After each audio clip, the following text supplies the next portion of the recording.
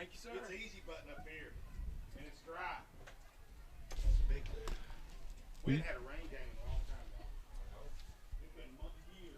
Warning, the following high school football game is not for the faint of heart. He's trying to look downfield, being chased down by Devin Porter. He throws it out of bounds. Howe has the game. Here's Zagleski. Please take all necessary precautions. To the 3, to the 2. He's in. It is touchdown time in Texas. Howe Bulldogs football is on HoweEnterprise.com and is brought to you by Ed Meacham State Farm, Sonic of Howe, Scoggins Funeral Home, Attorney Micah Belden, Intercepted. Brought down by J.C. Helpenstell. Bucks Norton Barbecue, Tech Wave, Robertson Welding Services, Knight Furniture, FBC Howe, Howe Athletic Booster Club, Independent Bank, Exalt Realty. For the football, the ball's on the turf. Howe says they have it, and they do. Austin Lee comes up with a football. Now get ready because it's football time in Texas on HoweEnterprise.com. Mason Riggs, look out. He's got the 30, 35. He's got some speed. 50, 45. It's a foot race to the 30, 25, 20. Kiss him goodbye. 89 yards. Here's the voice of Howe Bulldogs football, Monty Walker.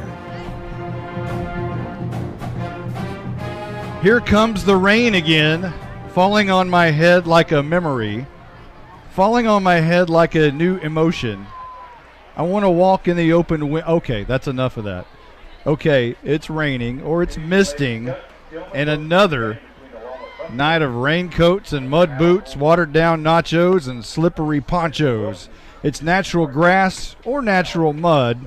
Playoff hopes are on the line in this Lone Oak, Texas flood. Good evening, everyone. Welcome to Lone Oak, Texas. Monty Walker along with Justin White, who is with me here in the booth on this very soggy, rainy evening. The Howe Bulldogs have not shown up yet. They have not been on the field, not once, no sign of them. I know they're on the property somewhere because we followed them on the bus, but they have not taken the field yet. Is that a psychological maneuver, Justin White? I don't know what that is. I mean, the fact they haven't been on to warm up or do anything, and the PA guys here were asking us if Howe was coming to show up, and we said yes because you've seen them come up here on the bus, but I'm starting to wonder where they're at. You know, that reminds me of a game back in 1989 that Howe played a little mind trick on Van Alstyne and warmed up at Bulldog Stadium before the game, got dressed and everything there,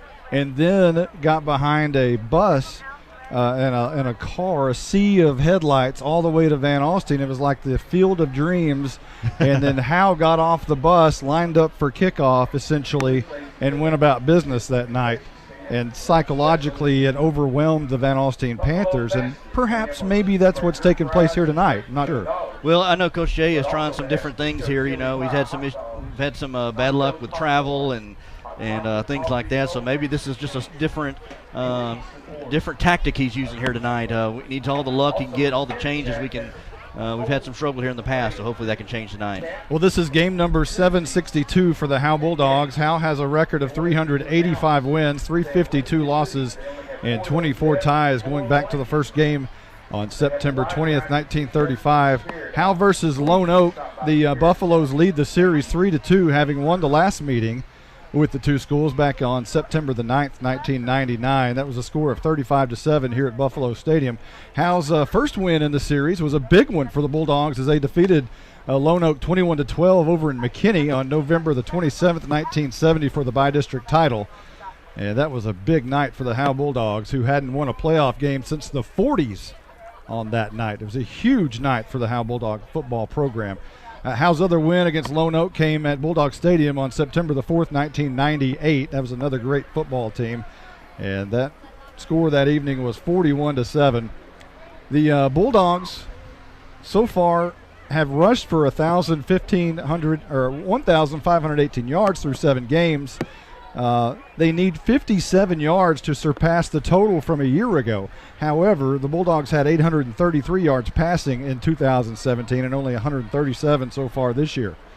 Howe averaged 240.7 yards per game a year ago and are currently averaging 236 .43. Not too far off, but Howe was way ahead of pace of last year's pace until recently, when the Dogs were held to 69 rushing yards, 120 overall against Rains, and 59 rushing yards a week ago against Pottsboro. And total yards, the last time Howe had under 100 total yards in a game, you have to go back to September 18th, 2009 against Valley View when they had 68. The last time Howe had fewer than 59 yards was back on October the 6th, 2008, when Gunner held Howe to 36 rushing yards, 36 total yards, 27 on the ground, 9 through the air. The leaders tonight for rushing for the Howe Bulldogs, Cameron Blessai, 84 carries, 544 yards. Austin Lee behind him, 73 carries, 366 yards. Not sure if either one of those young men will be wearing a uniform tonight. Still no word about Cameron Blessai and his concussion. He may be eligible tonight. I don't know. In his place, if he's not able to go, will be Mason Riggs, if he's able to go, because he has a knee about the size of a cantaloupe. And so far on the year, Riggs, 17 carries for 96 yards. You'll also see Spencer, I'm not sure if you'll see Spencer Akins. He's also injured. He has 25 carries, 132 yards. He's banged up as well. We do know Caden Harmon is available, 26 carries, 142 yards. Arturo Lauder is available, 22 carries, 130 yards. And Joseph Brennan is available, 24 carries, 98 yards. Howe passing, Leighton Elvington, 7 out of 18 for 59 yards. And his counterpart, Bryce Krantz, 1 out of 6 for 32 and a touchdown. Mason Riggs had a pass for 32 yards and a touchdown. Elijah Campbell caught both of those touchdown passes, and his only 2 catches for the year for 78 yards combined. Devin Porter, 2 catches, 20 yards on the year. He might be playing left tackle today. We'll have to check and see if he'll change the jersey number. Blessai, a catch. Spencer Akins, a catch. Mason Riggs, a catch. Joseph Brennan, a catch. Caden Harmon, a catch. And if you're wondering about the Howe Bulldogs on this day in Bulldog history, they're not 5-4. If you noticed on the screen over there, they're not 5-4. I'll have to go back and check. But on 1945, the Bulldogs beat Bells 39-0. In 1962, they lost to Celeste 8-6. In 1973, lost to Van Alstyne 19-0. In 1979, beat Honey Grove 22-0. In 1984, the 500-yard rushing game, Randy Gear, not himself 500 yards, but combined rushing 84 against Tom Bean, 68-0, and a whitewashing of the Tomcats that night. Another whitewashing in 1990 was Howe beat Whitewright 75-0. I was a part of that game. It was at home, and if I'd have made a couple of extra points, it might have been 80. Howe lost to Van Alstyne 33-0 in 2001. In 2007, lost to Tom Bean 27-0, and in 2012, lost to Caddo Mills 35-15. That is your games here on this date in Bulldog history. We got a coach's show and a senior spotlight coming right up. We'll be right back right after that. Monty, that was Damius Karowski on the tackle. Hey, this is Michael Mosier. I may not be up in that luxury outdoor suite on top of the press box, but hey, I'm still supporting the Bulldogs. I'm proud to be a part of the Howe Athletic Booster Club, where it's only $25 to become a member. I may have retired from pronouncing those difficult names on Friday nights, but I can say go Dogs without batting an eye. Become a black and white, towel-waving Bulldog fan by signing up at each home game behind the home bleachers, and remember, Aljundo Dakenstater on the stop.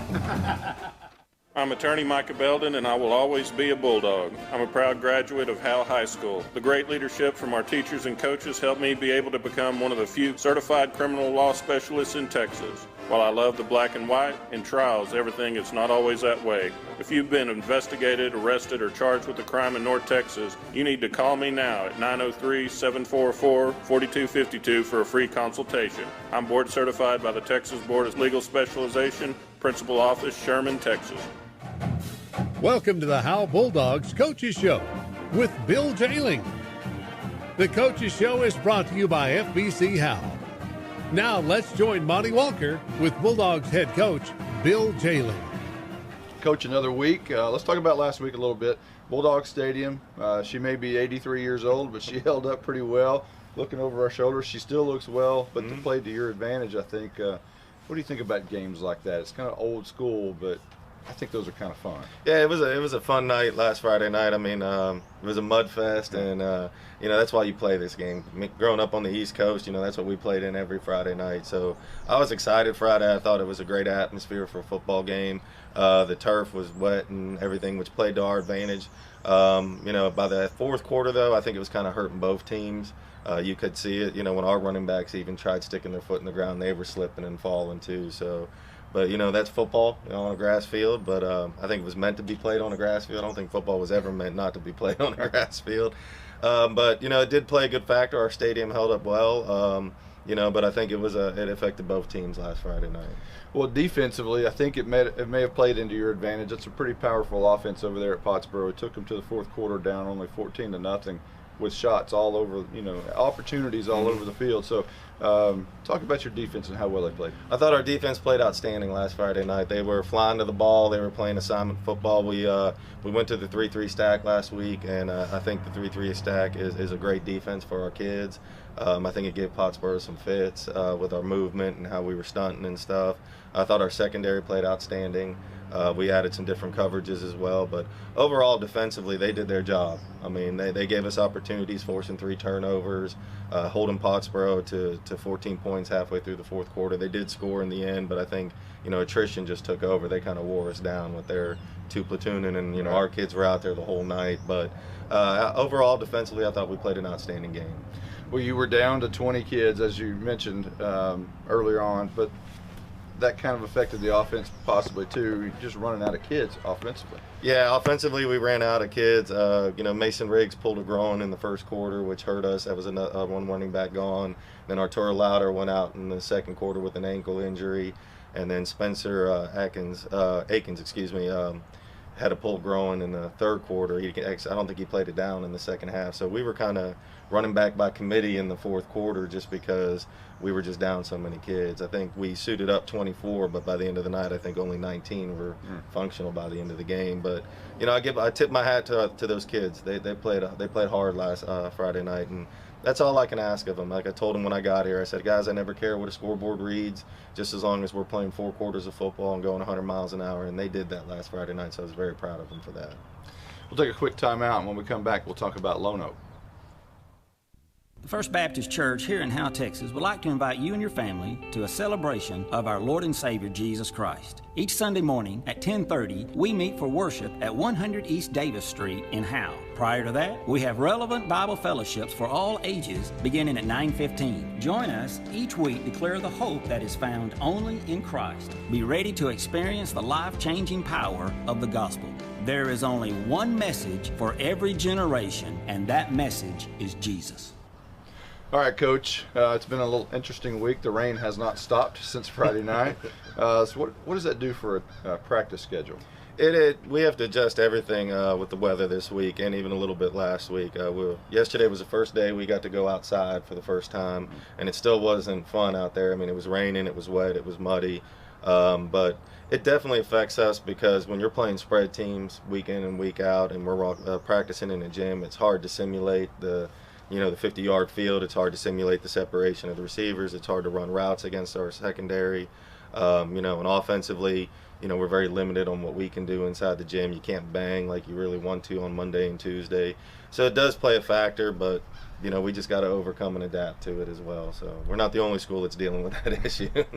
And now the bugaboo question, the traveling. You got another long road trip coming up. What different things are you going to do? This week we're changing the way we travel because the last 2 times we've traveled over an hour and a half, our kids have come out kind of flat in the first quarter. So we're going to leave school a little bit earlier. We're going to head out to Lone Oak. We're actually going to eat out in Lone Oak and try to get to the stadium a little later just so the kids aren't sitting around the locker room for a long period of time. And that kind of may play a factor with their focus. But, you got to change it up. When it hasn't worked the first 2 times, we got to change it up. So we're definitely altering the way we travel this week. Taking a look at Lone Oak's offense a little bit, they run 2 wides and 2 slots and a 1 back a lot of times. You've seen that quite a bit in district play. What do you do different defensively? Well, like I said, we're moving to the 3-3 stack just because I think it allows our kids to move better, and we're allowed to get our D-line moving to different gaps and our linebackers stunting more. with their offense, basically we're not changing much defensively. We're playing assignment football a little differently just to throw a mix up. But overall, Friday night it's going to be, our same attack. We got to play discipline. We got to tackle. I thought our kids tackled better last Friday night, and we keep emphasizing that. Now we haven't been able to practice tackling that much this week being indoors, but we're still emphasizing it every day. We definitely got to slow them down. Their quarterback's not bad. Their line is pretty good. They like to run that GT and some quarterback leads and stuff like that. So we got to make sure we take those 2 plays off the table.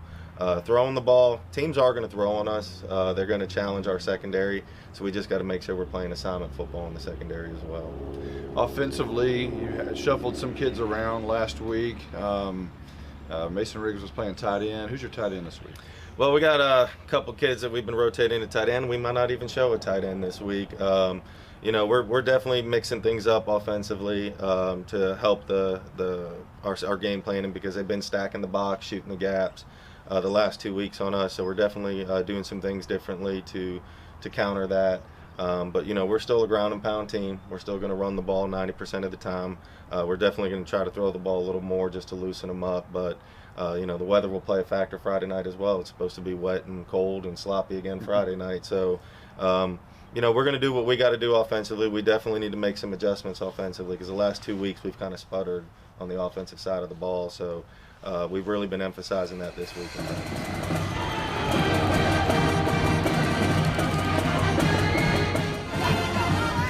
Calling all Bulldog fans to come down to the Sonic and Howe for half-price shakes after 8. Sonic of Howe is where you get great food and big smiles and a little message for our Howe Bulldog football players. Go Bulldogs, fight Bulldogs, win, win, win. It's not just good, it's Sonic good.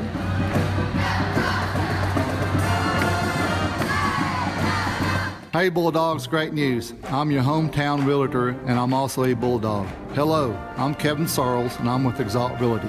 I wanted to tell you about the new 321 program for our new home buyers or those who haven't owned a home in 3 years. A $1,500 grant is tied to the program and a $2,000 gift card at a local major retailer is available. This promotion is for a limited time and qualifications do apply. Call me anytime, 903-821-4163.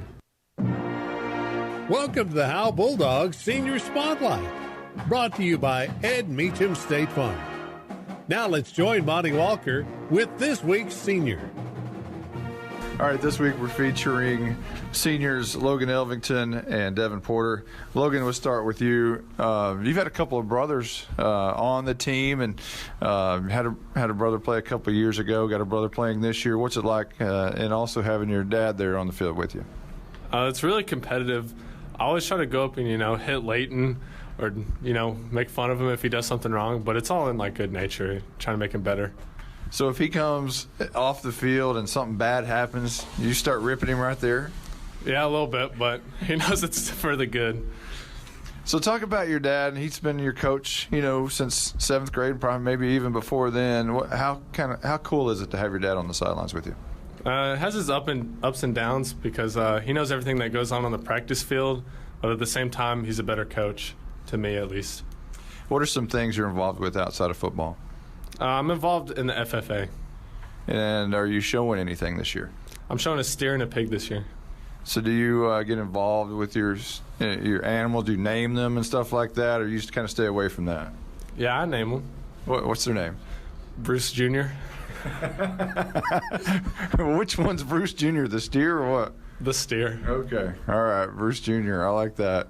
So the season so far and this week has been a disaster as far as rain is concerned. I'm sure you got some things done indoors, outdoors today. Talk about that. Well, we've done a little changes to our offense, and we've been working on that a lot. So being inside has helped us do some walkthroughs. Now the first day out, we just get to polish it up. So out there today, how bad was it in the rain? Oh, it was pretty bad. I bet you the field's just absolutely gone. Yeah, there's ruts everywhere. There's mud everywhere. I don't think there's very much grass left.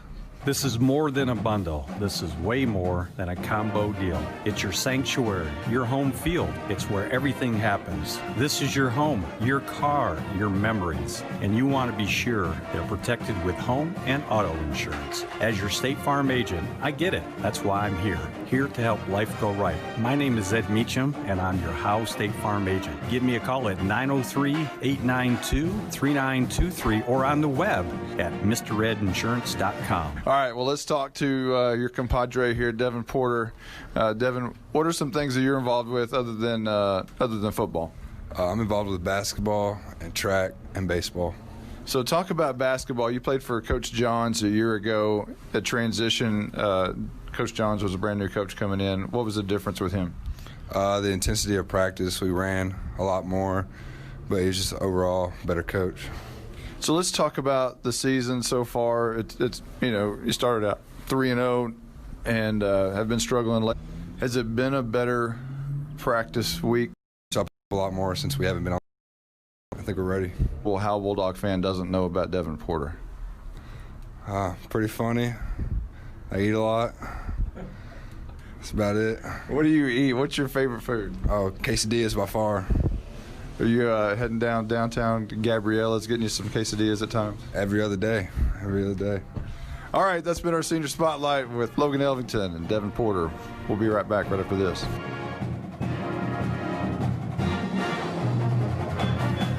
To compete at the highest level, you need reliable teammates to share the load, strong leadership, and unquestionable character. It's true in athletics, and it's true with financial services. At Independent Bank, we understand success on the field is a result of unseen hours of hard work and preparation long before the first whistle. Visit any of our branches, and you'll find local bankers invested in the community, committed to building strong business partnerships and helping families reach their financial goals. Independent Bank is proud to be a part of Howe Student Athletics. Member FDIC, Equal Housing Lender.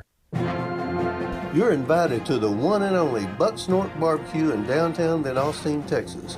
Your friends and neighbors say it's the best barbecue in North Texas. Now it's your turn to decide. Come taste the difference at Buck Snort Barbecue. For complete information, including menu, location, and hours, click on bucksnortbarbecue.com. That's bucksnortbbq.com. Buck Snort Barbecue in downtown Van Alstyne is a proud supporter of the Howe Bulldogs. Welcome back to Lone Oak. Buffalo fans, Lone Oak Buffaloes. You can hear the Lone Oak Buffaloes, and if you were here, you would see them all flopping in the mud as they run out of the tunnel. They just take a head-first dive. A head-first dive and then come down about 20 more yards and take a knee for a prayer. Wow. So let's not waste time getting our jerseys muddy. Let's go ahead and do it. They want to show everybody they played tonight. I guess so.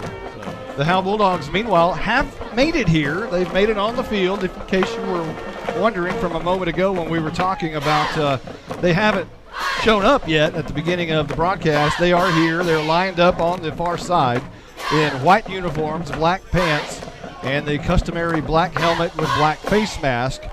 And we'll be ready for the coin toss momentarily. The sideline, our Night Furniture sideline reporter is not here, so we won't have a coin toss. Caroline Slauson not able to make it tonight, feeling under the weather.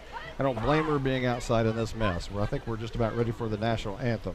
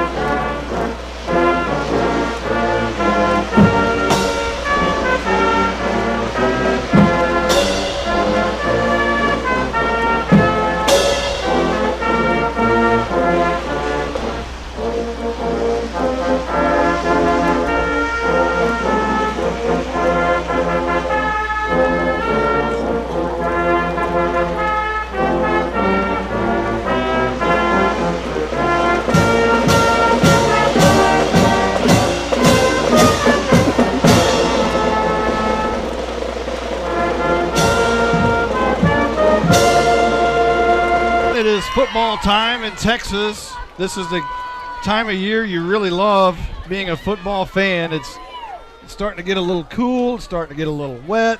The elements start playing into the factors of the game. It's going to be a fun one tonight as it's 57 degrees here in Lone Oak, Texas. Ladies and gentlemen, Again, it should be a pretty good one tonight. Let's go over the starting lineup while they're doing the coin toss. If Justin, you might want to take a look at the coin toss, make sure we get all that squared away. All right. Starting lineup for the Lone Oak Buffaloes on offense. Up front, Tyler Cully, Seth Gamage, Tyler Williams, Nathan Slimmons. He's really good. The right guard, Nathan Slimmons, is maybe one of their best players. John Elridge, the right tackle. The receivers are Taz Thornton, James Whitehead. The slots, Jacob Ramirez and Jack Kaiser. The running back you'll hear all night long is Tavin Ram, and the quarterback in shotgun formation all night, Quade Williams. He runs and he passes, and if he's accurate, it's hard to beat Lone Oak. On defense for the Buffaloes, up front, Tyler Cully, Nathan Slimmons. Again, that's the young man that's stood out to me on film. C.J. Hubbard and James Whitehead up front. The corners tonight, Jacob Ramirez and Jacob Merritt. The linebackers, Jack Kaiser, Cole Morris, Cole Daniel, and Ethan Smith. And the strong safety tonight, Tavin Ram. The Howe Bulldogs will send up front Devin Porter, Jackson Adkins, Parker Blunt, J.C. Helkenstell, and we'll have another right guard. The wideouts tonight, Stephen Waldrop and Elijah Campbell. Slots are Arturo Louder and Caleb Harmon. Let me see if I can pull out my flashlight here for the starting lineup. The fullback tonight, hopefully Cameron Blessi, if not Mason Riggs, and Leighton Elvington, the quarterback. On defense, Caden Harmon and J.D. Thornton are the cornerbacks. J.C. Helpenstill, Dyson Dillard, and Alex Kellum up front. The linebackers, Elijah Campbell, Austin Lee, Mason Riggs, and Jackson Adkins. We probably won't see Austin Lee. We'll have to check once we get on the field. Jordan Jones and Arturo Louder, the safeties. Howe won the toss, and they will receive to start this football game tonight. That's a lot of talking. That is. Jack Kaiser said to kick off for a And we just found out that Austin Lee and Cameron Blessi are suited up for tonight. It's good news for the Howe Bulldogs as they'll be receiving this kick to start this football game, and they'll be moving right to left, kicking the ball left to right. And fielding it is an up man quickly up front, and Mason Riggs fields it near midfield, brought down at about the 46-yard line, so great field position to start for the Howe Bulldogs, moving right to left. Just to show you how wet it was when that ball dribbled along the field, it took about 2 bounces, and then it just kind of took a very slow one and just sloshed in the grass there, and water goes everywhere. It looked like the grass has been cut high. It's thick. If it's even cut. I mean, I don't know if you can cut this for a week or not. It's very thick. One man in the backfield, and this will be a reverse to the near side. Coming is Caden Harmon, and he's got a lot of room. Has a first down and about 12 yards on first down. Crosses into Buffalo territory at about the 41-yard line. Caden Harmon, who has emerged as more of a go-to kind of guy here with Austin Lee kind of struggling as of late. Especially last week, he had quite a few carries. Arturo Louder checking into the game for Fuzz, as they call him, Caden Harmon. It'll be 1st and 10 for Howe. Now they may show a different look tonight, and they do, as Stephen Waldron splits out wide right. Elijah Campbell split out wide to the near side. 2 slots as Louder goes in motion. This is a toss right side to Blessi, and he's got some room. He's got 5, and he's got 6 near the out-of-bounds marker on the far side, and he's got about 6 yards there on that pickup. Welcome back, Cameron Blessi here on that pitch out to the right side. We really haven't seen him in really 2 games. He was out last week. He went out early in the Reigns game. We didn't get to see a lot of him, so it's good to see him back here run the ball. Ball spotted at the 35-yard line, just inside the 35. So it's 2nd down and about 4.5 as we just started this football game, just underway, 11:18 on the clock. Here's a toss near side, and that's Harmon again, looking for the corner. He's got speed, and he barrels over a defender for a first down. Caden Harmon, I like what the Bulldogs are doing right now. They're using the edges here, using some of the speed of Blessi and Harmon there. We see it right there as Harmon lowers his shoulder and initiates contact at the end of that run. It was finally brought down by Tyler Cully, and I think Cully might have been the man who got ran over by Fuzz Harmon. 1st and 10 as Bama Valier goes split out wide to the right. Elijah Campbell split out wide near side. Howe Bulldogs moving right to left, back towards Greenville, trying to score that way. One man in the backfield, I believe, is Austin Lee. As Joseph Brennan goes in motion, this is a toss to Lee. He makes a man miss and then moves up a few yards, and he could have been dropped for a big loss, but skirted around a defender and was able to pick up maybe a yard. Good job there by Austin Lee. Yeah, sidestepped one man and was able to gain a yard, prevented a 3-yard loss, got up, turned into a 1-yard gain. Tackle made there by linebacker Cole Daniel. So 2nd down and 9 coming up, 10:42 on the first quarter clock. 2 wides and 2 slots. And this is a toss right side, and that's Harmon. And he's following his blockers through the hole and is going to pick up maybe 6 or 7 yards, set up a 3rd and short. Good job there by Elvington. Pitched it to Harmon, and then Harmon just kind of rode his coattails there and followed behind him all the way up to about the, what do we call that, about the 20-yard line, 18-yard line. They don't have hash marks here, so we're having to kind of guess here from up in the booth. Yeah, we're going to have to man, I didn't know they were going to pipe in music like that. It'll be 3rd and short. Man goes in motion as Akins. This is a toss right side, blessed side, trying to bounce it outside. Makes a man miss. Going to be close to the first down marker as they drop the sticks on the far side, and he's really close.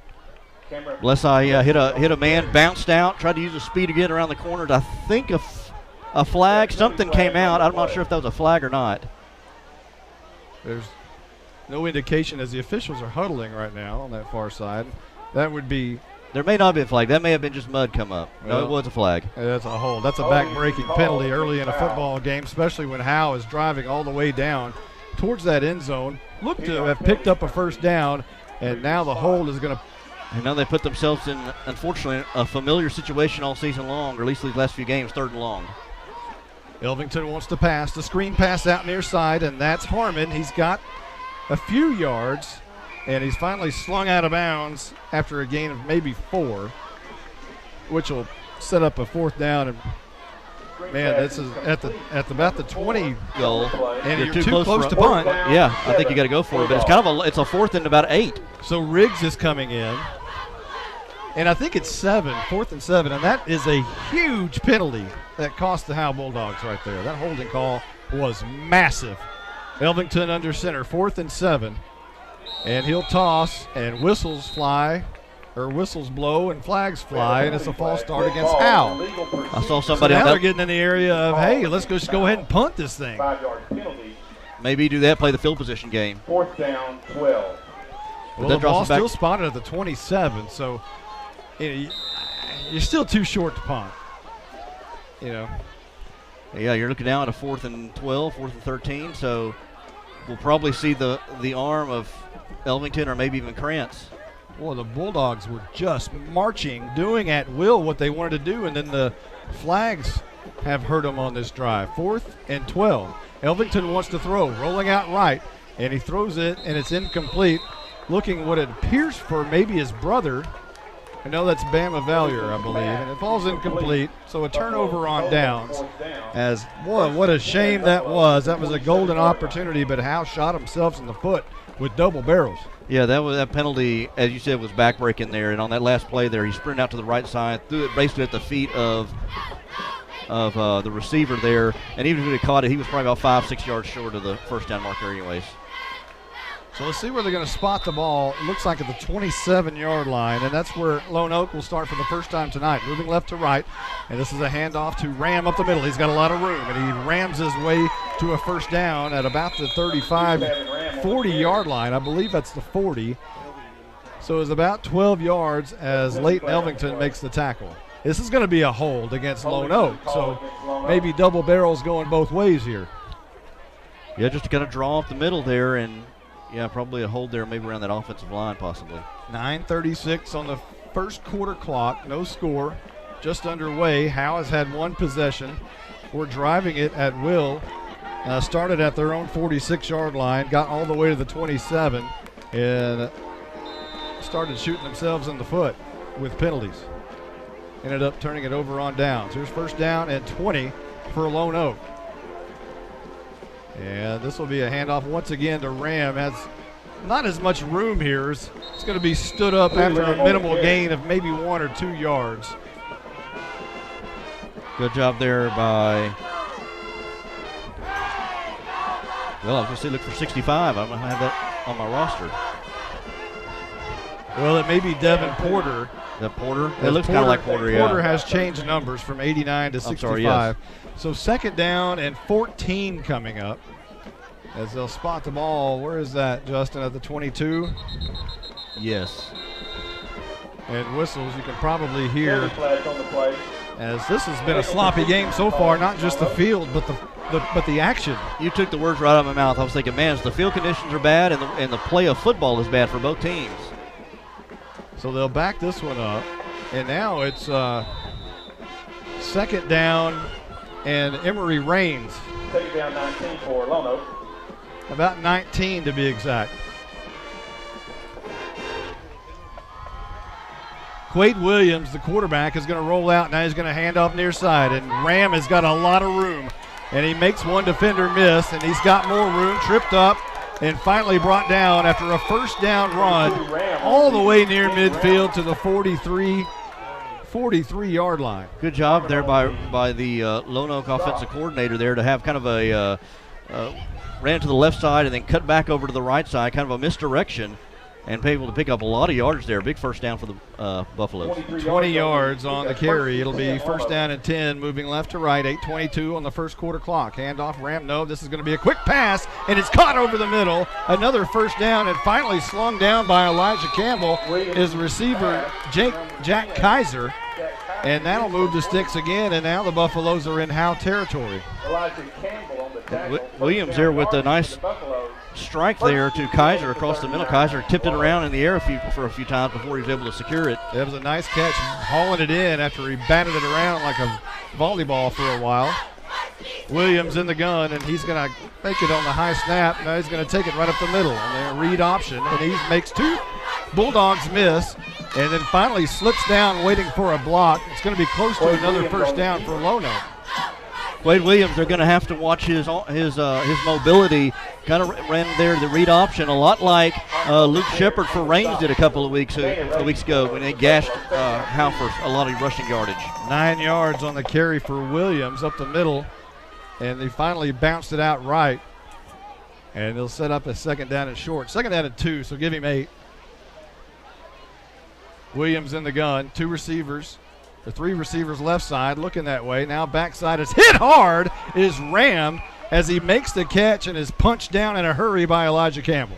Elijah Campbell saw that all the way, almost like a delayed screen maybe. I'm not sure there, but got that, and Campbell lowered his shoulder and hit him right at chest level. Good tackle there by Campbell. No gain on the play. He'll put it right back at the 30-yard line. So 3rd down and 2 coming up, and you would imagine this would be territory for Tavin Ram, as he has been pretty unstoppable so far on this first drive tonight. 3rd and 2, shotgun. Williams is going to run it himself, left side. He's going to have enough for the 1st down, I believe, but he never turned it up.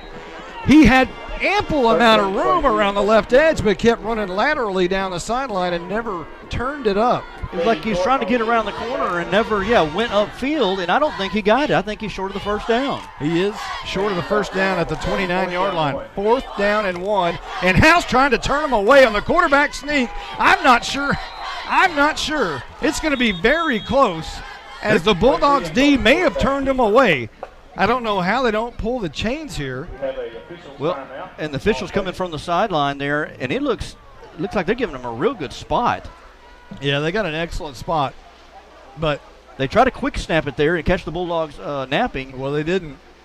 And I thought Bulldogs held them short, but they may have to pull the chains out for this. They are going to pull the chains from the far side. The ball's at about the left hash, if there were any hash marks. And they're going to pull it, and it's going to be Howe's ball. They've turned him away. 6:23 on the clock, and the Bulldog defense stands.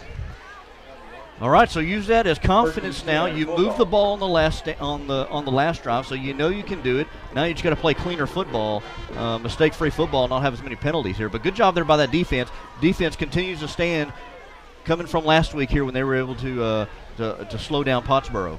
I think the ball is at the 30-yard line, it appears. There's still a lot of green grass out there, but the hash mark and the lines aren't marked.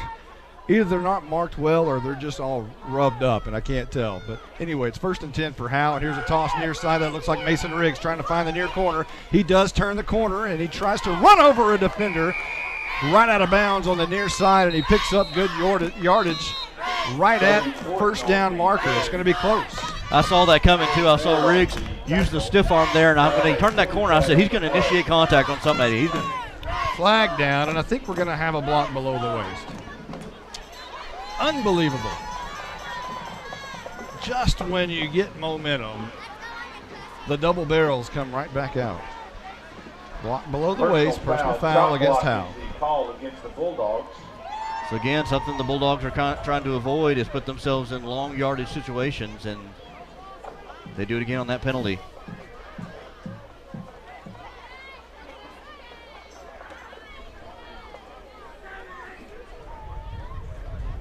.6:14 on the clock. And again, just mistakes and mistakes and mistakes. So the ball will be spotted now at the 29. Is that right? Is that right? It's not right. That's 24. 24-yard line. And this will be, I believe, Elvington. It's Blesseye, rather, around the right edge, and he's not going to get anywhere. Maybe back to the line of scrimmage, possibly. But that didn't have positive momentum on that play whatsoever as we hit the 5:50 mark here at quarter number 1. Buffalo's finally able to sniff out that outside run here. Bulldogs have done that a lot tonight here early on. Has run those outside along the edges. Not a lot between the tackles. So it's first, let's see, no, can't really. 2nd down and 14. Maybe, yeah, I believe so. That's about right. Elvington under center, and he's going to drop back. He throws over across the middle. It's going to be incomplete. He threw it behind Campbell, who was open, but it falls incomplete. And now it appears a whole slew of changes coming in for the Howe Bulldogs. Well, that's what happens sometimes when you don't pass the ball a lot. There's bad field conditions, and it's that didn't look good there for the Bulldogs. He was open there. They just threw it behind him. So 5:19 on the clock. Man in motion is Lukash. And around the right edge, I believe, goes Riggs. He's going to be close to a first down. He needed 14 and might have got 15. And I think he's going to pick it up. They're going to go ahead and move the sticks. Are we seeing any flags? No flags on this one. Looks like we're good. Looks like that was a good run there by Riggs. I didn't see who had the ball. He had the ball at first there, and he got hit almost right up about the line, maybe a few yards short of the first down mark. But good job there by Riggs on a second, maybe even third effort to get across the first down marker. Spotting it at the 40-yard line, 10 yards shy of midfield, moving right to left. And this will be a handoff, or actually keeping it around the right edge, and that's so hard to see.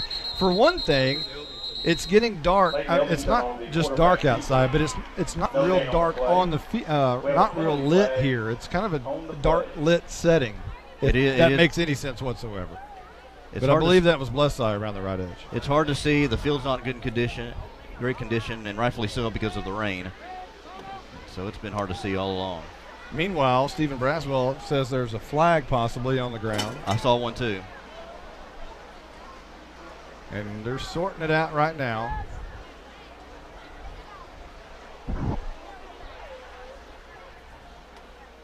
And it's against Howe. 2 steps forward, 1 step back. Or 1 step forward, 2 steps back, really. That's a big one. Holy moly. Yeah, drop back 15 yards. We have a personnel foul penalty against the Howe Bulldogs. 15-yard penalty. 4:53 on first quarter clock. Personal foul, didn't see what it was, though. No score. And Howe now has to get to Greenville for a first down.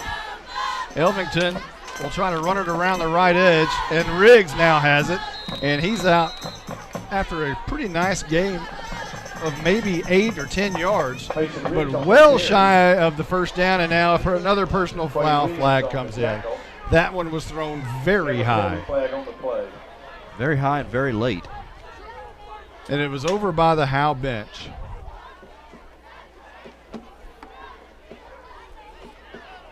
I can't keep up now. I guess this crew's trying to play it tight. They don't want to get tempers to flare and things to get out of hand here, so they're calling it close.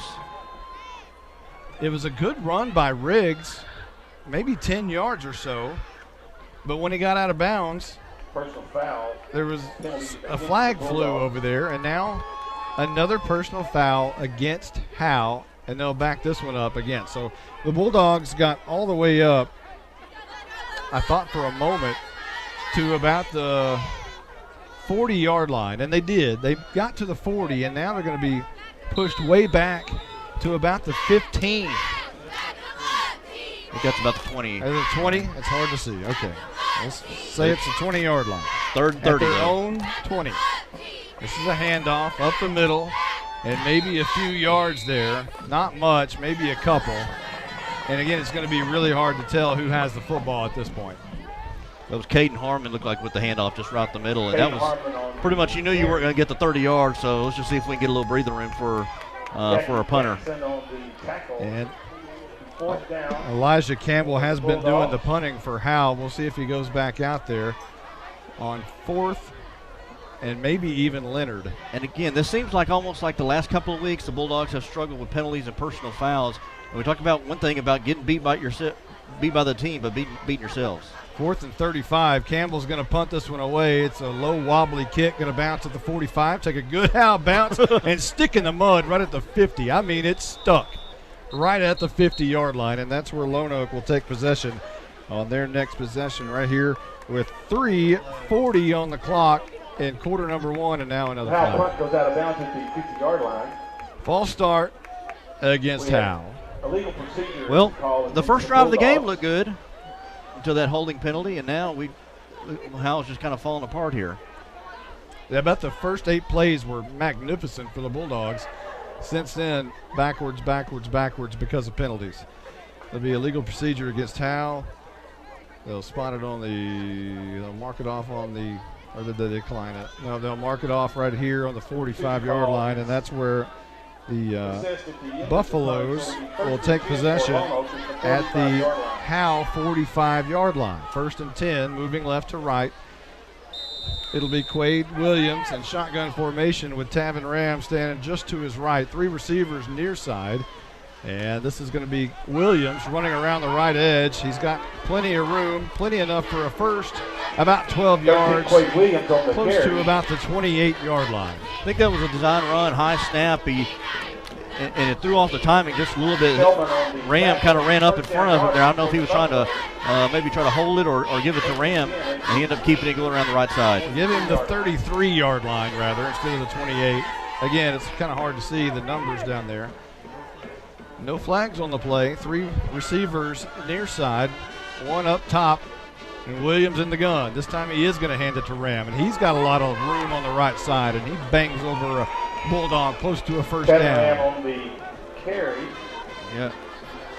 It'll be Jordan Jones who got a ticket for that bus and got ridden for a first down somewhere around the 21-yard line, we'll say. And Ram on the run there looks like he's gone to the sidelines after that hit. So Williams will be in the gun. We'll have to check. I think it's Ethan Smith in as the back, and Smith does get the carry, and he's met immediately in the backfield. That's going to be a loss of about 3 or 4 yards as that Bulldogs defense stuck Smith as soon as he got the handoff. Austin Lee on the tackle, a loss of about 5. Good job there by Lee. He comes knifing through that defensive line, and Smith, as soon as he got it, was met by Austin Lee. Meet Austin Lee there back for a 2-3-yard loss. So it'll be 2nd down and 13 for Lone Oak as Williams is going to fake the hand. The ball's on the turf, and Lone Oak was able to jump back on it as there was a misexchange on the read option. Williams was going to hand it And thankfully for Lone Oak, it was the quarterback, Quade Williams, who got back on it. And now it'll be 3rd down and 13. Apparently, no loss or gain there. So great thing there for the Bulldogs here to have the Buffaloes now in 3rd and long situations. Empty back set. Williams throws out right. It's got it caught and dropped. Trying to hit Jack Kaiser. It falls incomplete, and it's 4th down and 13 now. Kaiser tried to run with it before he caught it. And I'll tell you what, maybe some overthinking right there. They've been able to run 8 and 9 yards almost every time they touch the ball around the right edge. Tried the pass, came up incomplete, but however, in the same type of position here, the Buffaloes are going to go for it at the Howe 24-yard line. 4th and 13, and now a timeout's been called. We're going to take one, too. We'll be right back right after this.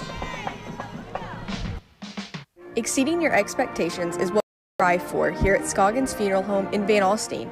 Details are addressed. Nothing can cause you more disappointment than poor quality. Make it special.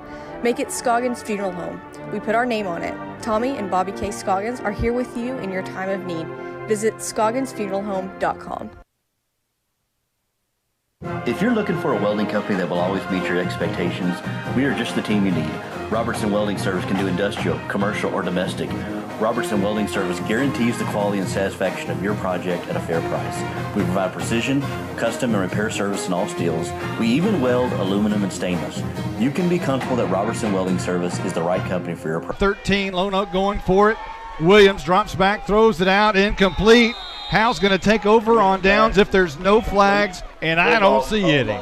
It was a slant there across the middle. Number 80, Stephen Waldrop, was there in coverage, and Waldrop would have probably tackled him right away. So good job by the Bulldogs.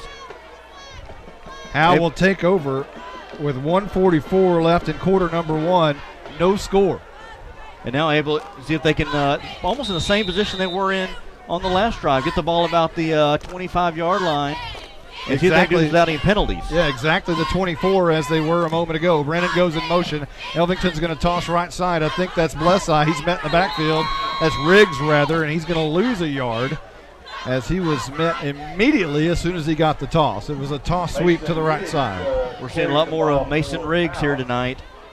And I like seeing him again. They're trying to run around those edges there and use some of the speed that the Bulldogs have.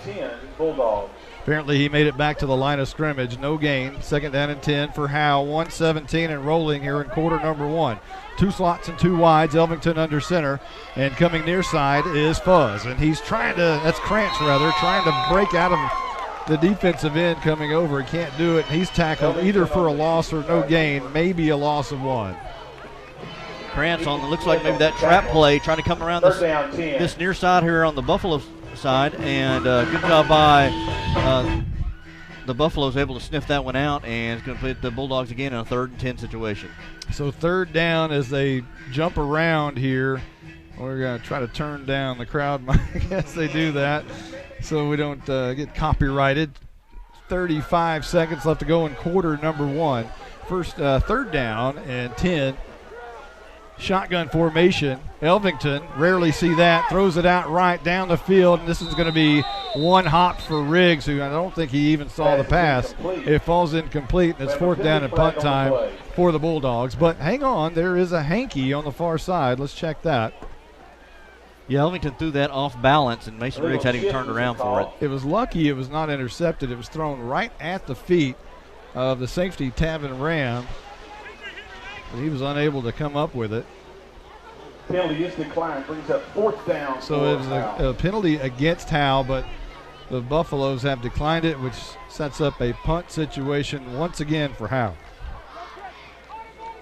Again, that was that first drive. They were able to move the ball down the field, but they have not been able to get going here on these last 3 or 4 drives. That drive took 21 seconds.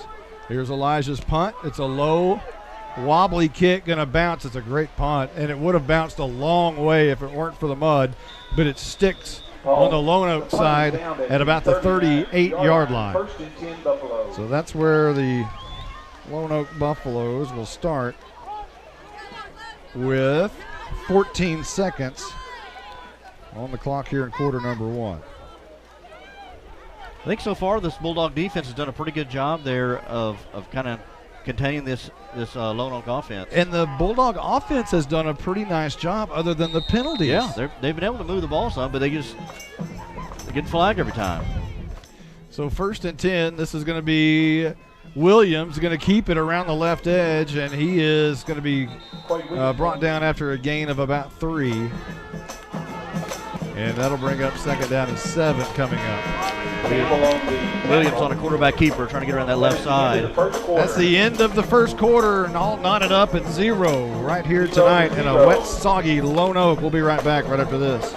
Monty, that was Damius Karowski on the tackle. Hey, this is Michael Mosier. I may not be up in that luxury outdoor suite on top of the press box, but hey, I'm still supporting the Bulldogs. I'm proud to be a part of the Howe Athletic Booster Club, where it's only $25 to become a member. I may have retired from pronouncing those difficult names on Friday nights, but I can say go Dogs without batting an eye. Become a black and white, towel-waving Bulldog fan by signing up at each home game behind the home bleachers, and remember, Aljundo Dakenstater on the stop.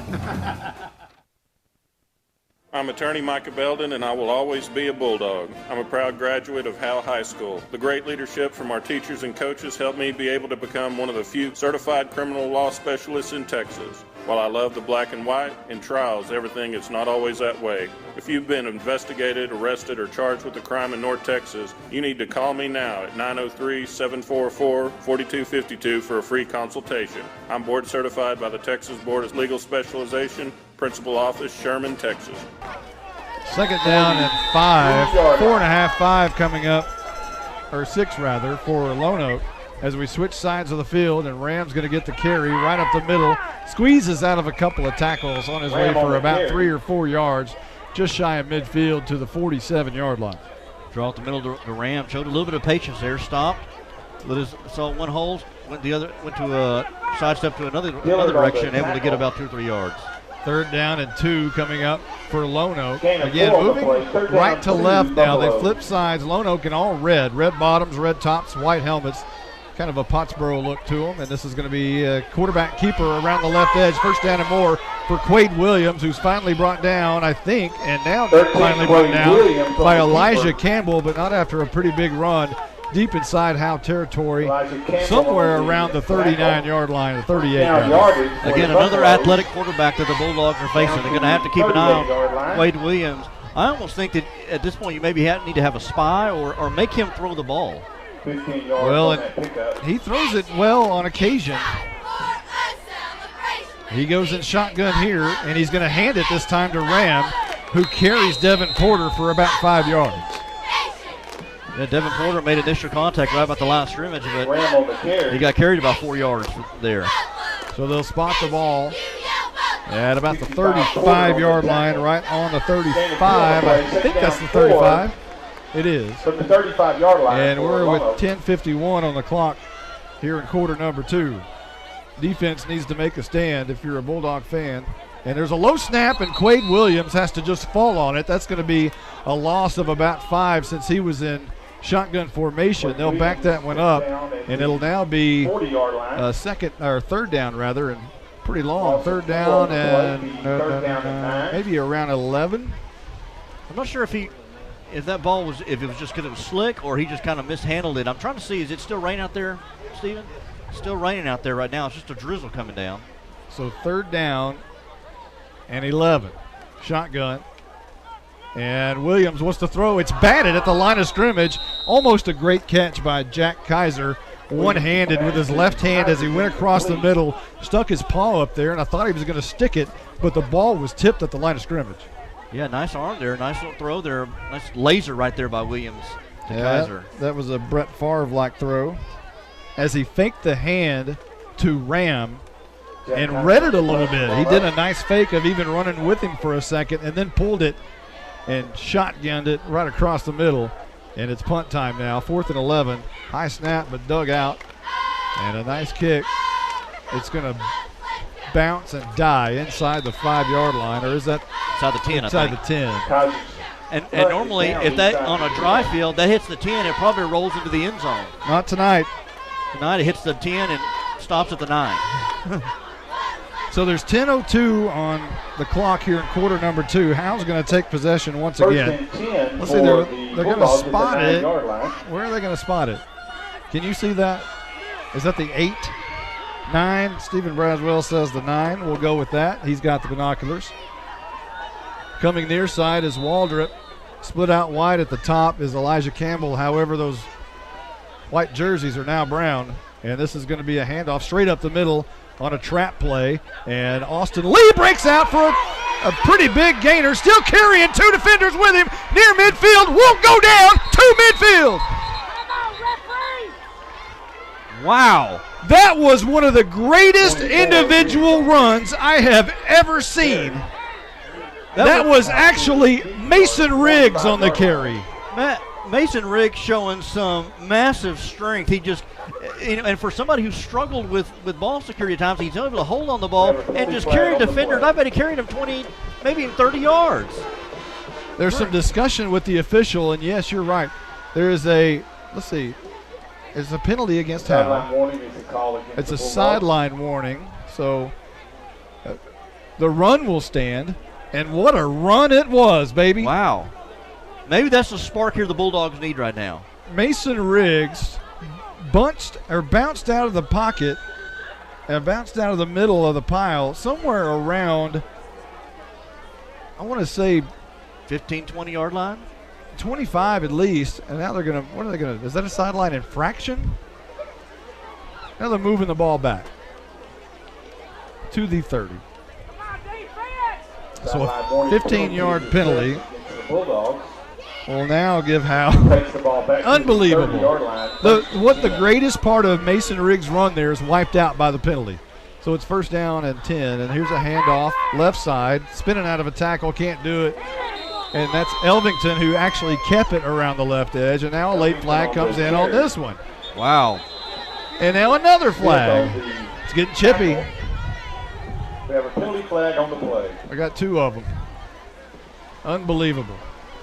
There's 9:32 on the clock here in quarter number 2. Howe has it first and 10 for the moment. Elvington was spun around the left edge. And a lot of these flags have been called on Howe. A lot of them. And let's see what this one is. Elvington kept that ball and got spun around, got back to the line of scrimmage. Maybe lost a yard or 2. Well, there was one of the Howe coaches was yelling at something at one of the Howe players in the Howe huddle. So not sure exactly what's going on over there, but one of the coaches is not happy. And I still haven't seen an indication of what the flag is. Well, it was first and 10. It'll be a penalty. Good ball, unsportsmanlike conduct against Howe. Jeez. Wow. And the hits just keep on coming. Man. You know, and right before that play, one thing I was going to speak about was Mason Riggs. The most important part of that play was they got him out of their deep in their own territory. They're at the 9-yard line. Now with that penalty, they're back to the 15. So back-to-back penalties have dropped them back almost back to where they started. And you know how the Riggs carry got them near midfield at the 45. And it was an individual performance. It wasn't a lot of blockers for him. It was initially, but Riggs carried 2 or 3 defenders on his back for about 25 yards. Yeah, that wasn't like the Bush push, from Notre Dame USC where they were pushing Riggs. Riggs is doing that on his own. Timeout's been called by Howe. We'll take one, too. We'll be right back right after this.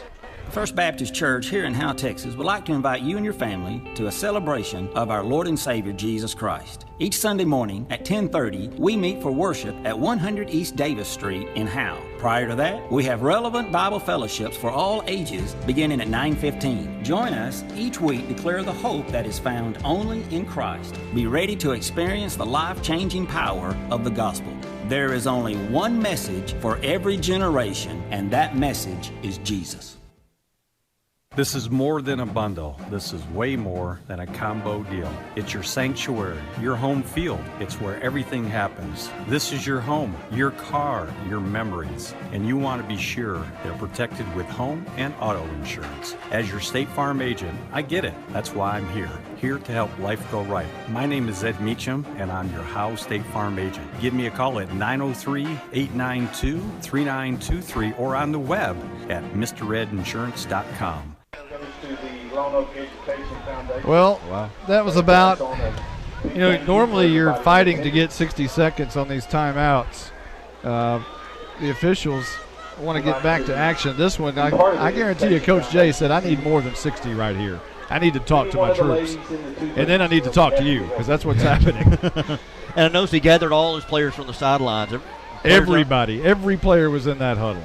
And that may have been kind of a come-to-Jesus meeting to where, hey, we got to keep our heads in the game and maintain our composure. By the way, we told you about our sponsor, FBC Howe, right? Yes. First down and 20, second down and 25 for Howe. 2 wides and 2 slots. And this will be right up the middle once again, fighting for yardage. And I'm not sure who had the ball, as it's a big muddy mess down there. And Blesseye, we're told, may have been the ball carrier. Good for a couple of yards. Third down 23 for Howe. Again, a third and long, 3rd and 23, I think, is the yard situation now. And this may be another deal where they just go right up the middle and just see if they can get some breathing room for their punter. 3rd down and 23, as mentioned. In the gun, I think it's Krantz.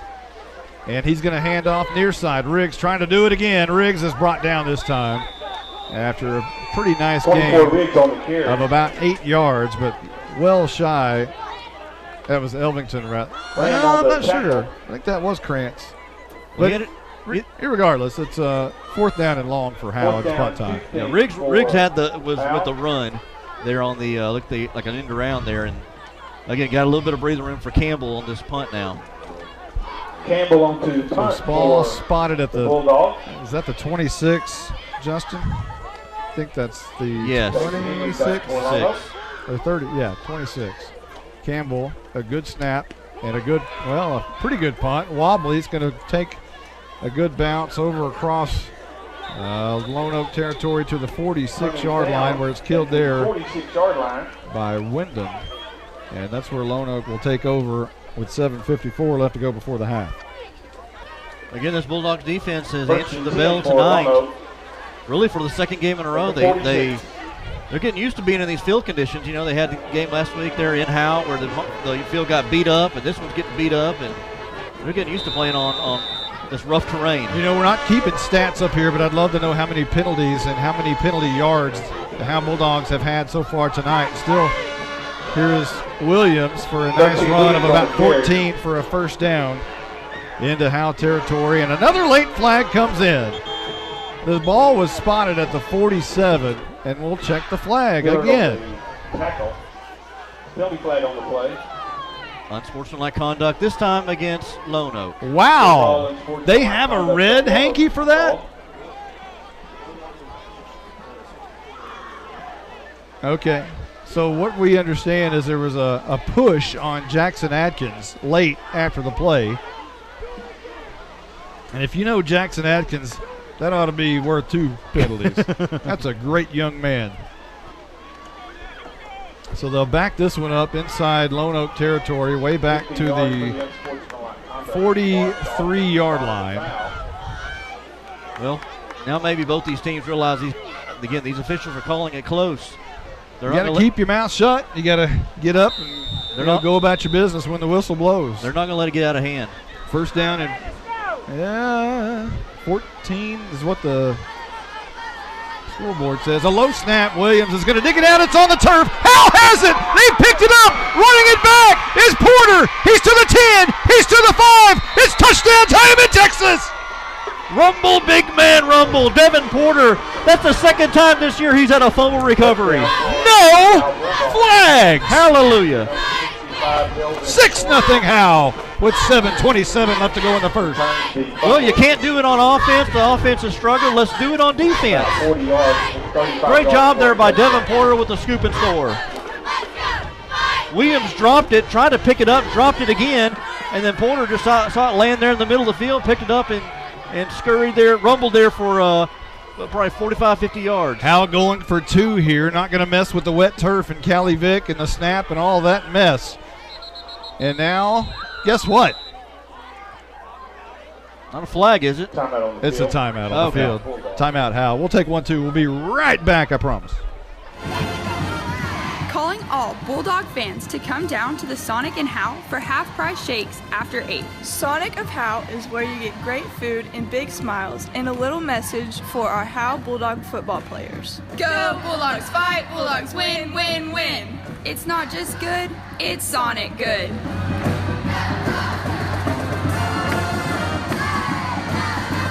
Hey Bulldogs, great news. I'm your hometown realtor and I'm also a Bulldog. Hello, I'm Kevin Sarles and I'm with Exalt Realty. I wanted to tell you about the new 321 program for our new home buyers or those who haven't owned a home in 3 years. A $1,500 grant is tied to the program and a $2,000 gift card at a local major retailer is available. This promotion is for a limited time and qualifications do apply. Call me anytime, 903-821-4163. Howe again staying on with their offense for the PAT. And in shotgun formation, I think, is Elvington. And a handoff to the near side. And I think that's Brennan. I can't tell. But either way, it's no good. The ball carrier was not able to escape around the right edge. And that was Devin Porter. That was Devin Porter on the carry. We're going to take a quick timeout. We'll be right back right after this timeout. To compete at the highest level, you need reliable teammates to share the load, strong leadership, and unquestionable character. It's true in athletics, and it's true with financial services. At Independent Bank, we understand success on the field is a result of unseen hours of hard work and preparation long before the first whistle. Visit any of our branches, and you'll find local bankers invested in the community, committed to building strong business partnerships and helping families reach their financial goals. Independent Bank is proud to be a part of Howe Student Athletics. Member FDIC, Equal Housing Lender. You're invited to the one and only Buck Snort Barbecue in downtown Van Alstyne, Texas. Your friends and neighbors say it's the best barbecue in North Texas. Now it's your turn to decide. Come taste the difference at Buck Snort Barbecue. For complete information, including menu, location, and hours, click on bucksnortbarbecue.com. That's bucksnortbbq.com. Buck Snort Barbecue in downtown Van Alstyne is a proud supporter of the Howe Bulldogs. Just about ready for our Tech Wave kickoff as Callie Vick teeing it up from the 40-yard line. Going to be kicking it to our right from left to right. Her shirt's pretty clean. And the kick is a pretty deep one down the middle of the field. Going to be picked up and then dropped and picked up again. And running from left to right and a lot of room up the middle. And is going to be finally tripped up near midfield. And on the return, we think that is Ramirez. 40 yards on the return. But there's a flag down at midfield. This one happened early. So it was not. It's maybe a legal procedure on the Bulldogs. Well, it's not thrown at the line. It's offsides against Lono. So the return, which was a pretty good one by, I think that was Whitehead, James Whitehead, will be backed up a little bit here. As he got to about the 47, it was a nice seam. He started at the left hash, went to the right hash, and had a big, wide open field of mud, but finally slipped down just shy of midfield.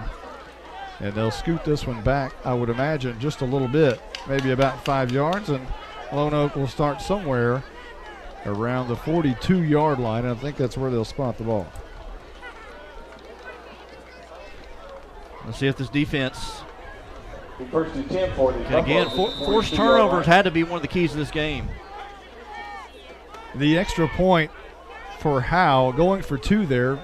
They probably know that Lone Oak, they don't usually kick extra points. They typically go for 2 on all of them. And Williams is going to hand to Ram, and he's rammed at the line of scrimmage. The Bulldog defense stuffs him right there, maybe a half a yard. Ram on the carry. But he is popped. Porter on the tackle. So it'll be Porter again. I think that's right. On the play, second down and 9. Devin Porter. For it. Well, I don't know who that was. We have 62. Is that Garrison? Might have been 52. It might have been helping still. Here's Williams trying to get around the corner. He does. He escapes a shirt tackle. Now gets a good block. Now he's got room down the sidelines. Chased down and finally brought down by a shoestring tackle by Jordan Jones at about the 35-yard line. A nice gain and a first down for Quade Williams. Quade Williams, we see that speed and athleticism we haven't seen here in a couple of drives. He's been pretty much bottled up, but good job there by him. Get around the edges, and he had some open field. And good shoestring tackle there by Jordan Jones. So Williams will go back in shotgun again. 3 receivers to the right, 1 to the near side. Ram in the backfield. That's not Ram. That's Smith. He gets the carry. Right over left tackle. He's got a lot of room. He's got enough room. He's into the end zone. Touchdown, Lone Oak. They tie the game at 6 with 6:18 in quarter number 2. A draw up the middle, and he didn't have really anybody touch him there for about 15 yards, and able to pretty much, he gets slung down the end zone right as he entered the goal line. So now you'll see the 2-point try for the Lone Oak Buffaloes as they come to the line of scrimmage. And they line up in what looks like an offset eye out of the gun. And there's a handoff to Smith again, who bounces it out right. A flag down. He's in the end zone for a 2-point conversion. But let's check the flag. Getting up very slow in the back.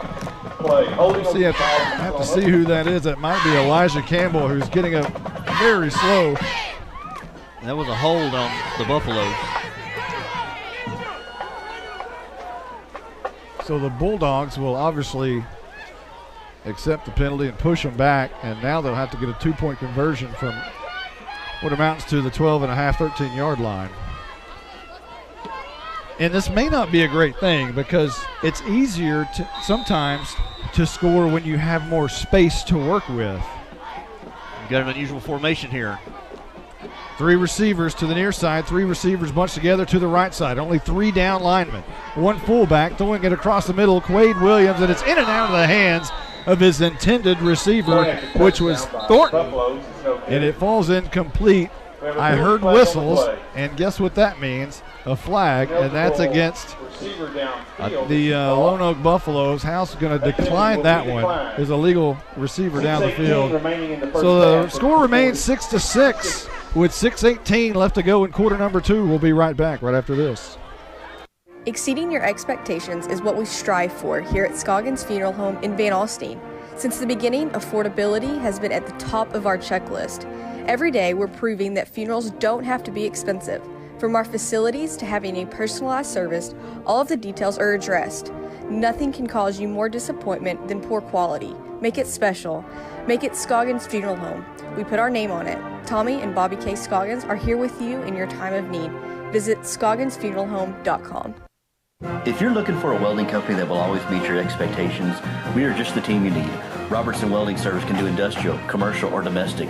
Robertson Welding Service guarantees the quality and satisfaction of your project at a fair price. We provide precision, custom, and repair service in all steels. We even weld aluminum and stainless. You can be comfortable that Robertson Welding Service is the right company for your project. We can be found on Facebook, or you can call us at 903-328-6588. That's 903-328-6588. Welcome back. As it's 6-6, tied now, 6:18 left in quarter number 2. As we prepare for the Tech Wave kickoff, we have an Exalt Realty scoring drive recap of 2 plays and 68 yards, capped off by a 35-yard touchdown by Ethan Smith. Here's the Tech Wave kickoff, and it's going to be caught on the near side. I believe that's Akins, and he spins out, trying to regain his footing, slipping and sliding all over the place, and down at the 45-yard line.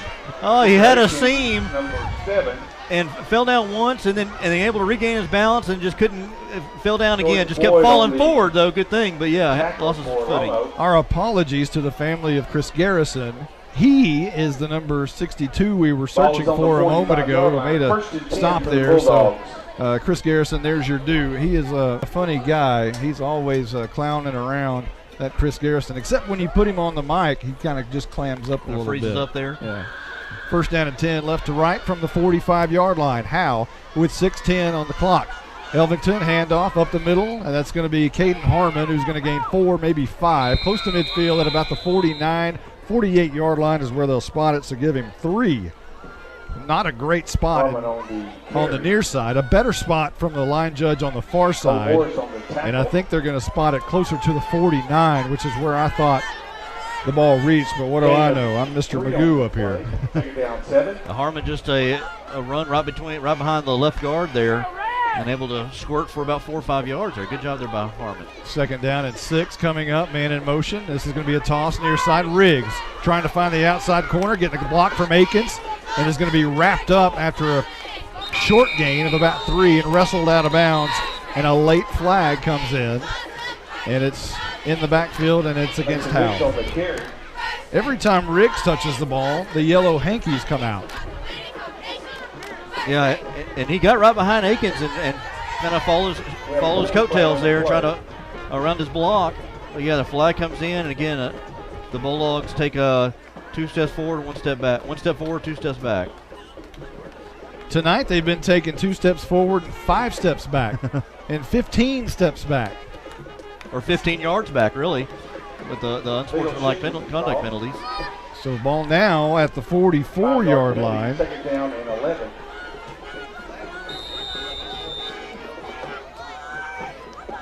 Yeah, the yellow flag is turning brown. It's second down and 11. 1 slot on the near side. Elvington wants to run it around the left on the option. He pitches it out to, I believe, Austin Lee, and his knee hit, and another late flag comes down. That may be a late hit.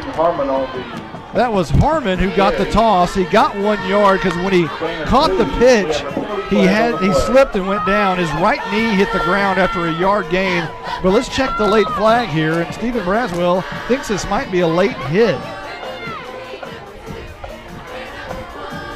You know, and test my memory here, I think that's the first time we've seen an option play where they've pitched it out this season. New things that they've been working on so far this week.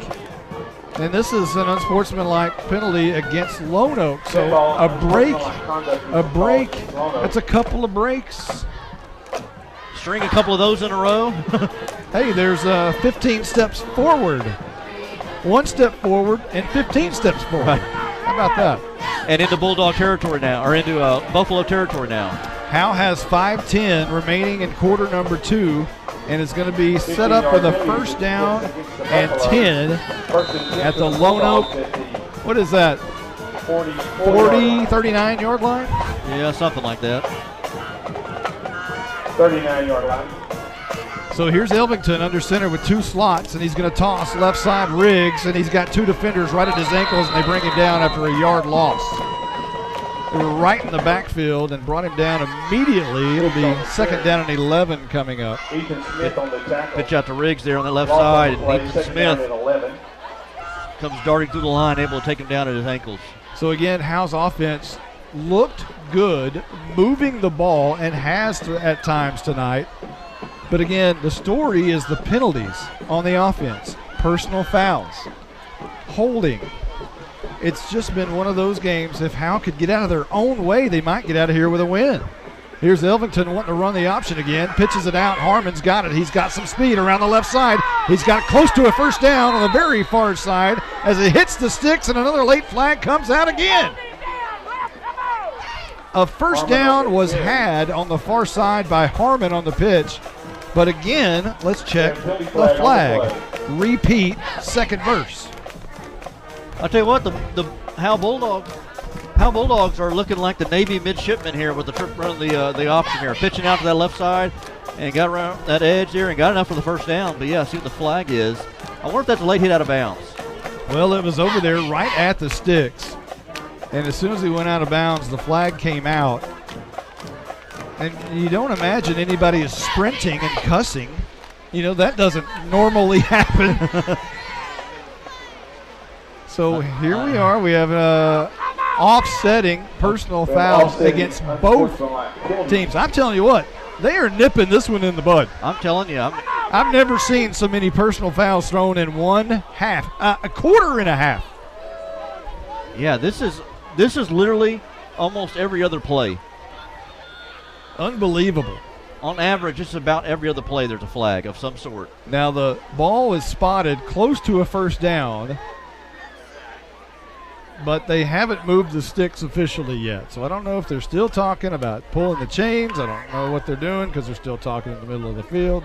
There's 4:09 on the clock. Nobody's doing anything except standing around with their hands crossed at midfield. The officials, I don't know, it's almost like they're waiting for a replay. Arms crossed. And now Coach Jay is coming out to talk to one of the officials. And his arms go out away from his body as if what is going on?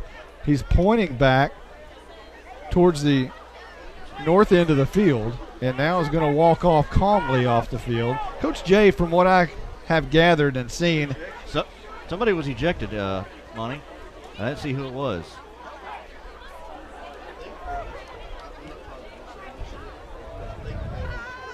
Well, I haven't seen it, and they haven't made an official announcement. It is a first down for Howe, but an ejection has happened, apparently. I saw a hand go up like a player was being thrown out. For the Bulldogs after the offsetting. We just haven't seen who it is yet. Well, if this might tell you something, Krantz is into the game at quarterback. 1st and 10. Krantz is going to run to the right side, trying to pick and choose a hole, and he doesn't pick the right one. He runs gingerly up to the line of scrimmage, doesn't make it to the line of scrimmage. Is going to be short by a yard, and it'll be 2nd down and 11. And we're told that Leighton Elvington has his helmet off on the far side, which indicates that it might have been the Howe quarterback who was tossed from the game here. Krantz on the quarterback keeper trying to go around that right side, but didn't get much, so 2nd down, 2nd and long situation. And if that's the case, this offense is all of a sudden in the hands of Bryce Krantz. Krantz goes under center. He doesn't like to do that a lot. This is going to be a toss to Harmon around the left edge, wrestling through tacklers and brought down maybe at the line of scrimmage, maybe back to the original line of scrimmage. Harmon on the carry. And it'll be 3rd down and 10 for Howe at least, if not 11. Yeah, pitch out to Harmon, try to get around that side, edge, and they were able to sniff him out before he was able to turn the corner. So again, a 3rd and long situation for Bryce Krantz and the Bulldogs. So it's 3rd down and 11, and can you tell where that is? Is that the 30? That's, oh man.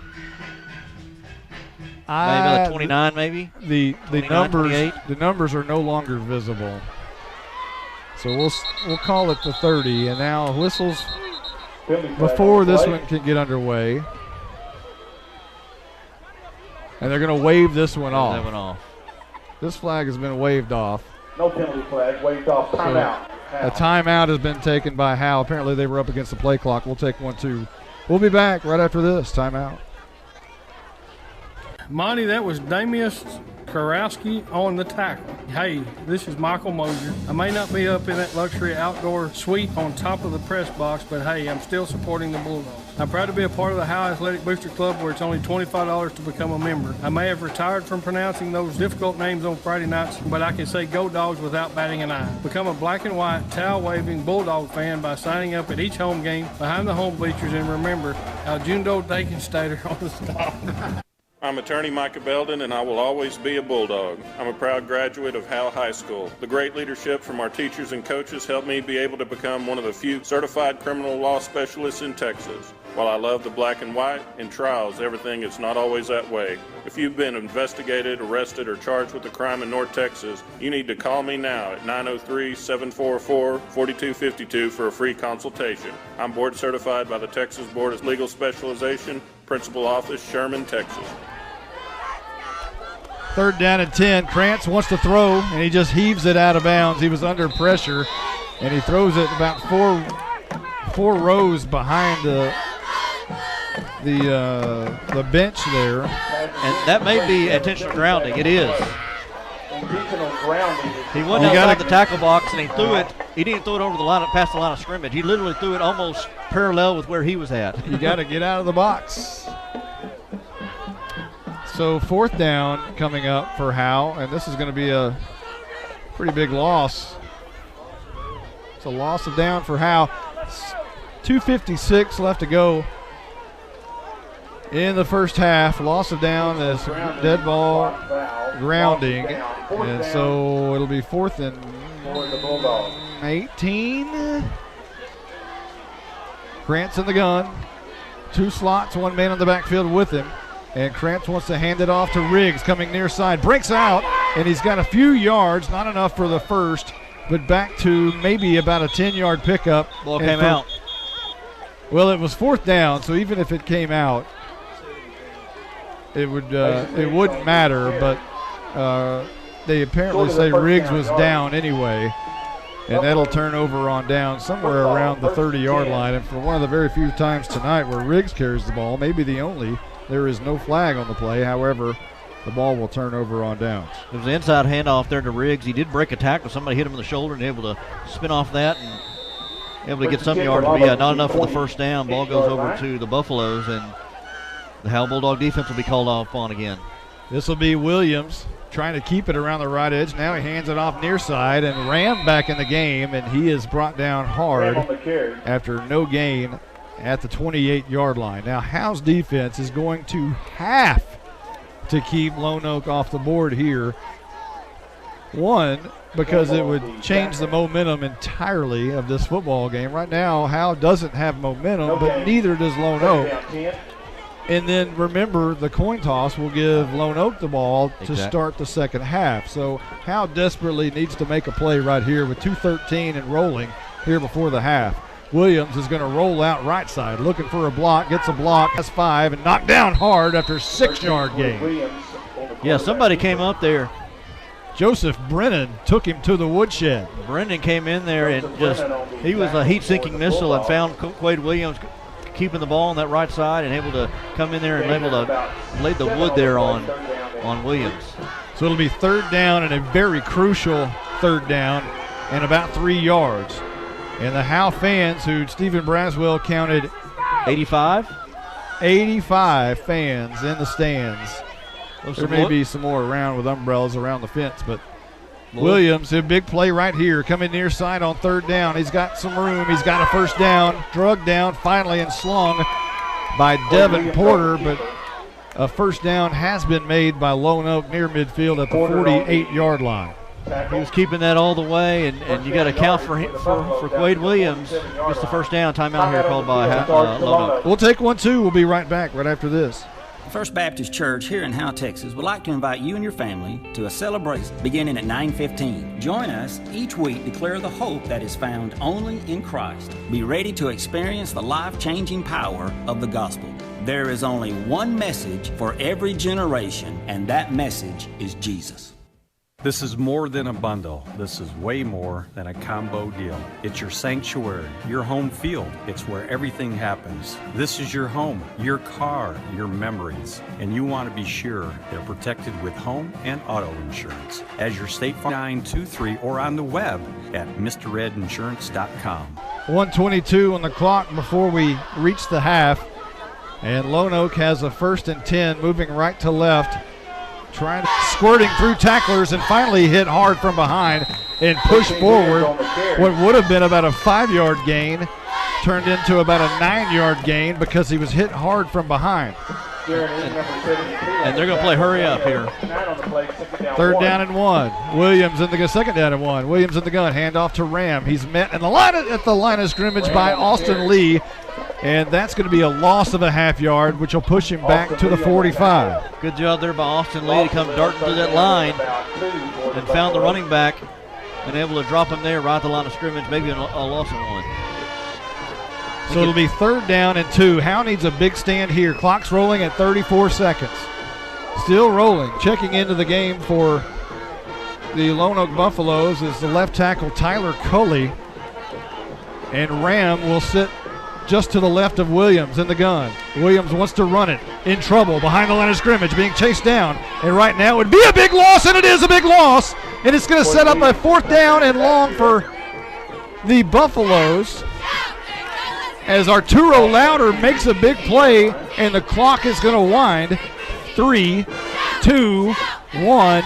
That, my friends, is the end of the first half. Grab your socks and pull. Exhale, Bulldogs. We'll be right back right after this. Calling all Bulldog fans to come down to the Sonic and Howe for half-price shakes after 8. Sonic of Howe is where you get great food and big smiles and a little message for our Howe Bulldog football players. Go Bulldogs, fight Bulldogs, win, win, win. It's not just good, it's Sonic good.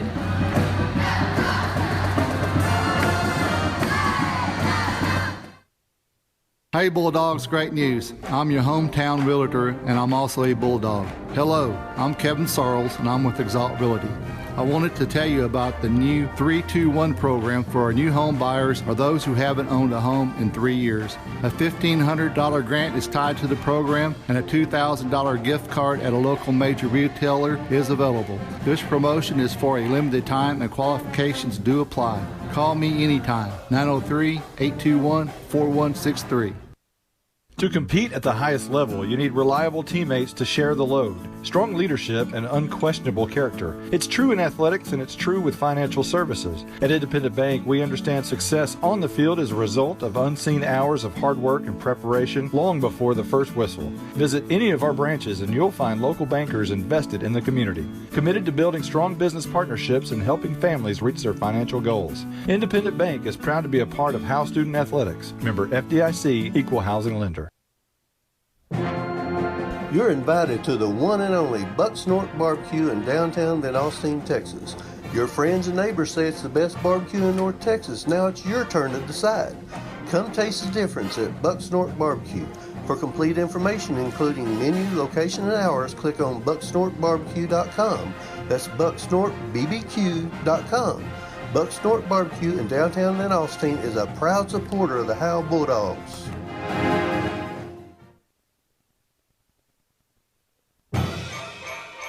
Welcome to the Howe Bulldogs halftime show. Now let's join Justin White and Caroline Slauson. Good evening. Welcome to the halftime show here in Lone Oak, Texas at Lone Oak High School. I am Justin White, not alongside Caroline Slauson, but Stephen Braswell, our spotter, is here with us. Stephen, how you doing, man? I'm doing fantastic, Justin. This is a pretty messy game. Yeah, Bulldogs and Buffaloes tied at 6 here at the half. It's been a sloppy game here on both sides. I mean, as far as the field conditions, the field is beat up pretty good, just about like it was at Howe last week. And then as far as the way the style of play for both teams has been pretty evident as well. I think the one thing different with this field and the Howe field last week was the fact that you can actually see water splashing here when they hit the turf. Yeah, and as far as the field too, it's kind of hard to see. It was hard to see to begin with. There's no hash marks, and you can see the numbers on the field, but now that after a half a play, you can almost barely see the numbers. Between the 30s, you can't see hardly anything. Yeah. And their numbers are in red, and they have a big buffalo in the middle of the field that's white with red outline. But yeah, it's hard to see it. A couple of things to note here. So Bulldogs have scored on a Devin Porter fumble recovery for a touchdown. I didn't get a chance to note this in the first half there, but Bulldog offense, they've looked okay here at times, but they have not scored an offensive rushing touchdown in 3 games since the bottom game, and they've changed some things up here tonight. What do you think of the offense so far? Well, if we could keep the flags away, yeah, I think it'd work because we've had some really good runs. Mason Riggs had some great runs. That one was unbelievable. He's been the MVP of this first half. Yeah, exactly. But the penalties are just killing us. I mean.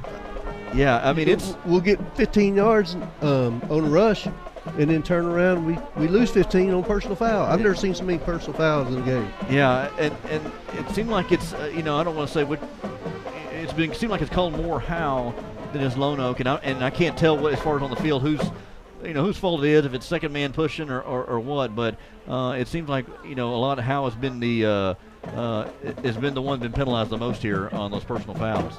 Do you have another? Oh, and one thing too with all the flags that have gone on is we've had an ejection, and for Howe it's Layton Elvington, the quarterback. Now that we haven't confirmed that, but we looked on the sidelines. His helmet has been off. We'll see here in the second half if he comes back. If he is out, though, Bryce Krantz is in at quarterback. He doesn't take a lot of snaps under center. He's more of a shotgun formation. So I wonder how much that will change the offense in the second half. My guess is going to change it quite a bit because it's going to be more. We may have a few more passes. Yeah. Considering fact. He can throw the ball a little bit more better than Elvington. He's got an arm on him. So we may see a few more passes. Maybe some halfback passes. I'd like to see that. Yeah. Another wrinkle in the offense. Yeah, exactly. Yeah, change things up here a little bit. But yeah, we may see. Bryce Krantz has a pretty good arm on him, so we may see a little bit more passing here in the second half. Yeah, and Justin mentioned that Elvington we think has been ejected from the game. We'll find out when the teams come back out after halftime. But also it was a double ejection, and number 22 Cole Daniel of Lone Oak was also ejected. Yeah, and that's a big one for them. It is. We were told in the pregame that Cole Daniel, one of their linebackers, junior linebacker, is one of their leaders on the defensive side of the ball. So that's so both teams taking a big hit on the ejections, if that is for sure. Let's take a break here real quick here at half. We're tied at 6 here from Lone Oak, between the Lone Oak Buffaloes and the Howe Bulldogs. Stephen Braswell, I'm Justin White. Monty Walker will be back here in a little bit. We'll take a break. Exceeding your expectations is what we strive for here at Scoggins Funeral Home in Van Alstyne. Since the beginning, affordability has been at the top of our checklist. Every day, we're proving that funerals don't have to be expensive. From our facilities to having a personalized service, all of the details are addressed. Nothing can cause you more disappointment than poor quality. Make it special. Make it Scoggins Funeral Home. We put our name on it. Tommy and Bobby K. Scoggins are here with you in your time of need. Visit scogginsfuneralhome.com. If you're looking for a welding company that will always meet your expectations, we are just the team you need. Robertson Welding Service can do industrial, commercial, or domestic. Robertson Welding Service guarantees the quality and satisfaction of your project at a fair price. We provide precision, custom, and repair service in all steels. We even weld aluminum and stainless. You can be comfortable that Robertson Welding Service is the right company for your project. We can be found on Facebook, or you can call us at 903-328-6588. That's 903-328-6588. Monty, that was Damius Karowski on the tackle. Hey, this is Michael Mosier. I may not be up in that luxury outdoor suite on top of the press box, but hey, I'm still supporting the Bulldogs. I'm proud to be a part of the Howe Athletic Booster Club, where it's only $25 to become a member. I may have retired from pronouncing those difficult names on Friday nights, but I can say go Dogs without batting an eye. Become a black and white, towel-waving Bulldog fan by signing up at each home game behind the home bleachers, and remember, Aljundo Dakenstater on the stop. I'm attorney Micah Belden, and I will always be a Bulldog. I'm a proud graduate of Howe High School. The great leadership from our teachers and coaches helped me be able to become one of the few certified criminal law specialists in Texas. While I love the black and white, in trials, everything is not always that way. If you've been investigated, arrested, or charged with a crime in North Texas, you need to call me now at 903-744-4252 for a free consultation. I'm board certified by the Texas Board of Legal Specialization, Principal Office, Sherman, Texas. The First Baptist Church here in Howe, Texas would like to invite you and your family to a celebration of our Lord and Savior Jesus Christ. Each Sunday morning at 10:30, we meet for worship at 100 East Davis Street in Howe. Prior to that, we have relevant Bible fellowships for all ages beginning at 9:15. Join us each week to declare the hope that is found only in Christ. Be ready to experience the life-changing power of the gospel. There is only one message for every generation, and that message is Jesus. Welcome to the Howe Bulldogs halftime show. Now let's join Justin White and Caroline Slauson. All right, we're back here in Lone Oak, Texas at Lone Oak High School. I'm Justin White alongside Stephen Braswell. Caroline Slauson is not with us tonight. She is out sick, so we hope she is doing better and hope to see her back next week in Howe. Howe will play Commerce next week. Before we get to scores here in the district and around the area, this at this point here, Stephen, and tell me if you agree or disagree with this, I believe right now this is a must-win game right now for the Bulldogs. Right now, you got, and it's a winnable game too. As the score is 6-6. You got tonight. You got one against Commerce. Commerce hasn't won a game this season. That's a winnable game. And then you got Van Alstyne in a couple of weeks. Of course, anything can go in that rivalry game. Yeah, no, I agree with you, Justin. It's going to take a minimum of 2 wins to get into the playoffs. Be at 14. Mm-hmm. Right now we have Van Alstyne, Bonham, and Pottsboro, the top 3 teams. They're in their driver's seat basically. And then we've got 2 teams tied for the 4th spot. Yeah. And unfortunately, the Bulldogs aren't one of them. Well, Lone Oak is, though. So Lone Oak is. So if you can beat Lone Oak, then you're tied with Rains. Of course, Rains holds a tiebreaker, so that's where things will happen where you're going to maybe need some help later on. You got 3-0, Van Alstyne. Bonham is at 2-0. Pottsboro is at 2-1. Lone Oak at 1-1. Rains at 1-2. Howe and Commerce both Howe at 0-3 and Commerce at 0-2. Yeah, it's going to take a minimum of 2 wins to get that last playoff spot. Yeah, and again, these 2 games, this game next week, tonight and next week are very winnable games. And again, never know what happens with that Van Alstyne game. Yeah, and as you mentioned, we got a 6-6 score here at halftime. Mm-hmm. We're in an old-fashioned mud fest, also. It's just you know that the players though have got to be starting to get a little. I guess disappointed because of the fact this is 2 weeks in a row where we've been Mudfest. Yeah, I mean, and 3 of the last 4, I think. Yeah. So because S&S was the same way there. And that's how some of these fields at this point of the season start getting real beat up. Exactly, you're right. So even now it's kind of a cold rain. It's 58 degrees, and it's been just coming down the whole time. It's not heavy, but it's just there. It's enough to probably annoy you a little bit. I mean, it's enough to where the Lone Oak band perform in the bleachers instead of out on the field. They're still out there in the stands. Yep. Let's go from some scores. I'm going to go for the scores in the district here, and then you can do from around the area. Right now, in the second quarter, Pottsboro leads Bonham 20-14. We tell you that's a crucial part of this playoff race here for second and third place right now. Van Alstyne is leading Commerce 21-3 at the half. This Lone Oak team gave Commerce a pretty good run for their money last week. Only lost by 14. So yes, they did. Van Alstyne is showing they're human. And then, of course, this game tonight against between Howe and Lone Oak is tied at 6.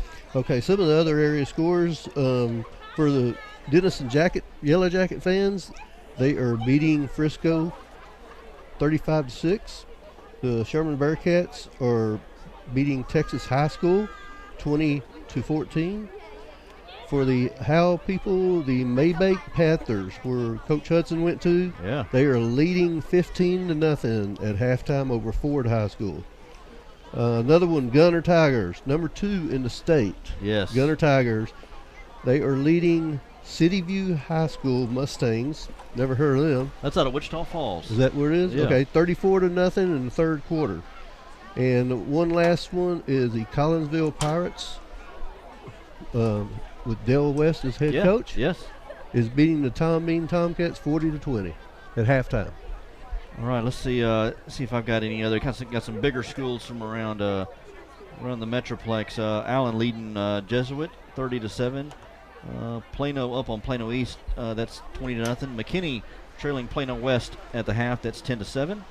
McKinney North in a shootout with West Mesquite 38-30. That's in the third quarter. A district that the Bulldogs may play a couple of teams here, Kemp and Madison, if they were to make the playoffs. Kemp and Dallas Madison. Madison trails 14-6 against Kemp. That's at the half. I'm trying to see here. Blue Ridge trailing Leonard 14-13. Chisholm leading Bells 16-0. That's at the half.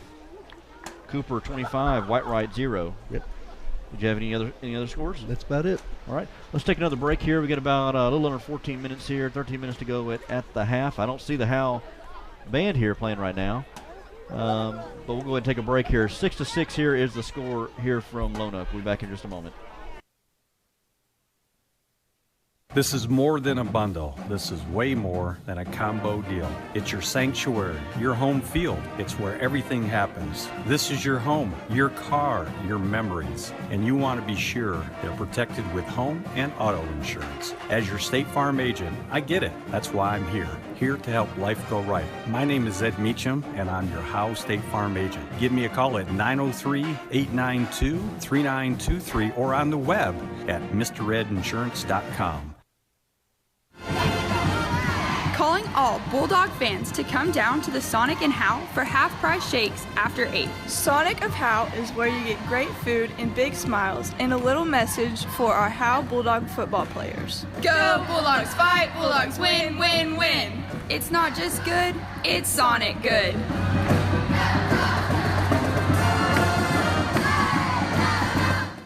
Welcome back to the lovely conditions in Lone Oak, Texas. Monty Walker, along with Justin White, Stephen Braswell, they have stepped out for the moment. It's my turn to take over the second part of the second half. Let's recap this first half, if you will. Howe took the ball to start as they lost the coin toss, or won the coin toss, rather, and elected to receive. They did so at their own 46-yard line is where they started. Quickly moved across the line to the 41, down to the 35, down to the 30, down to the 29, and then turned the ball over on downs. It was a big penalty that cost Howe on that first drive, and they ended up turning it over on downs, giving it to Lone Oak to start their first drive with 9:43 left to go in the first at their own 17-yard line after a 10-yard penalty of their own. And Lone Oak was able to move the ball a little bit, but they ended up turning the ball over on downs as well. Gave it over back to Howe with 6:23 remaining in quarter number one at their own 24-yard line, and that's when we started having penalty fests, and Howe was forced to punt. They gave it over to Lone Oak with 3:40 left in the first at their own 45-yard line. Moved the ball a little bit, but ended up turning the ball over on downs themselves, which gave the ball back to Howe with 1:44 left to go in quarter number one at their own 24, but quickly punted once again. Elijah Campbell getting a lot of work these last 3 weeks rather. Lone Oak got the ball with 14 seconds left to go in the first at their own 38-yard line, and you guessed it, 7 plays later, they had to punt back to Howe, who took it with 10:02 left to go in the second quarter at their own 9-yard line. Went 4 plays, guess what? Another punt. Lone Oak took it with 7:54 rather, left to go in quarter number two at their own 46-yard line. And a play later, it was a bad snap to quarterback Quade Williams, who was in shotgun formation. He dropped the snap, tried to pick it up, couldn't pick it up.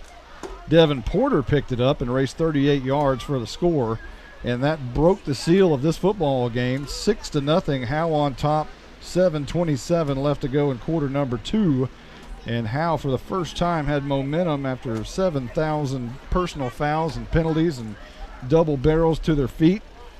It was Lone Oak who got the ball right after that score and went quickly 2 plays and 68 yards on the drive, and it was their first score of the night, which was a 35-yard touchdown run by Ethan Smith out of the backfield, normally, which tied the game at 6. Several penalties on the PAT backed up Lone Oak with a long PAT attempt. Heaved it in the end zone. It was incomplete. Another penalty on that play. It was declined, and we left that moment with 6:18 on the clock and a tie ball game, 6-6. Howe took the ball back at their own 45.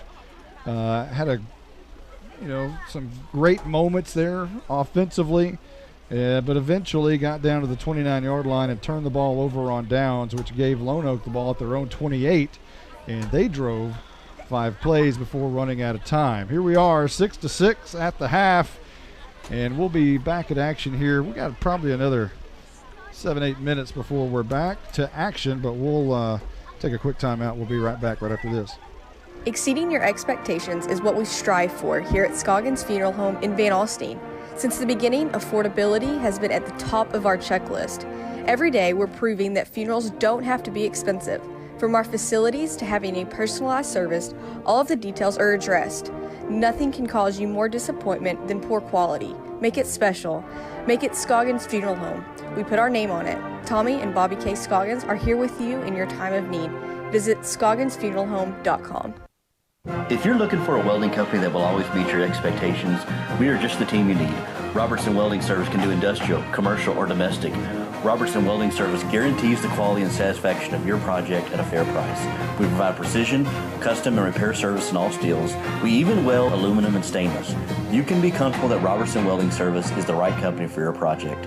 We can be found on Facebook, or you can call us at 903. This is Michael Mosier. I may not be up in that luxury outdoor suite on top of the press box, but hey, I'm still supporting the Bulldogs. I'm proud to be a part of the Howe Athletic Booster Club, where it's only $25 to become a member. I may have retired from pronouncing those difficult names on Friday nights, but I can say go Dogs without batting an eye. Become a black and white towel signing up at each home game behind the home bleachers, and remember, Aljundo Dakenstater on the stop.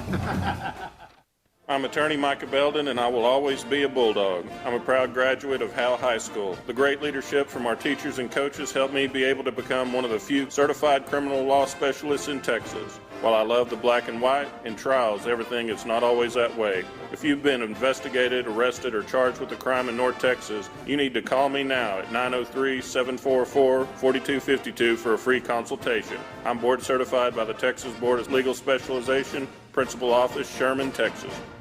The First Baptist Church here in Howe, Texas would like to invite you and your family to a celebration of our Lord and Savior Jesus Christ. Each Sunday morning at 10:30, we meet for worship at 100 East Davis Street in Howe. Prior to that, we have relevant Bible fellowships for all ages beginning at 9:15. Join us each week to declare the hope that is found only in Christ. Be ready to experience the life-changing power of the gospel. There is only one message for every generation, and that message is Jesus. Well, I know you were able to recap. Whoops, I don't know if you guys need that over there. Sorry about that.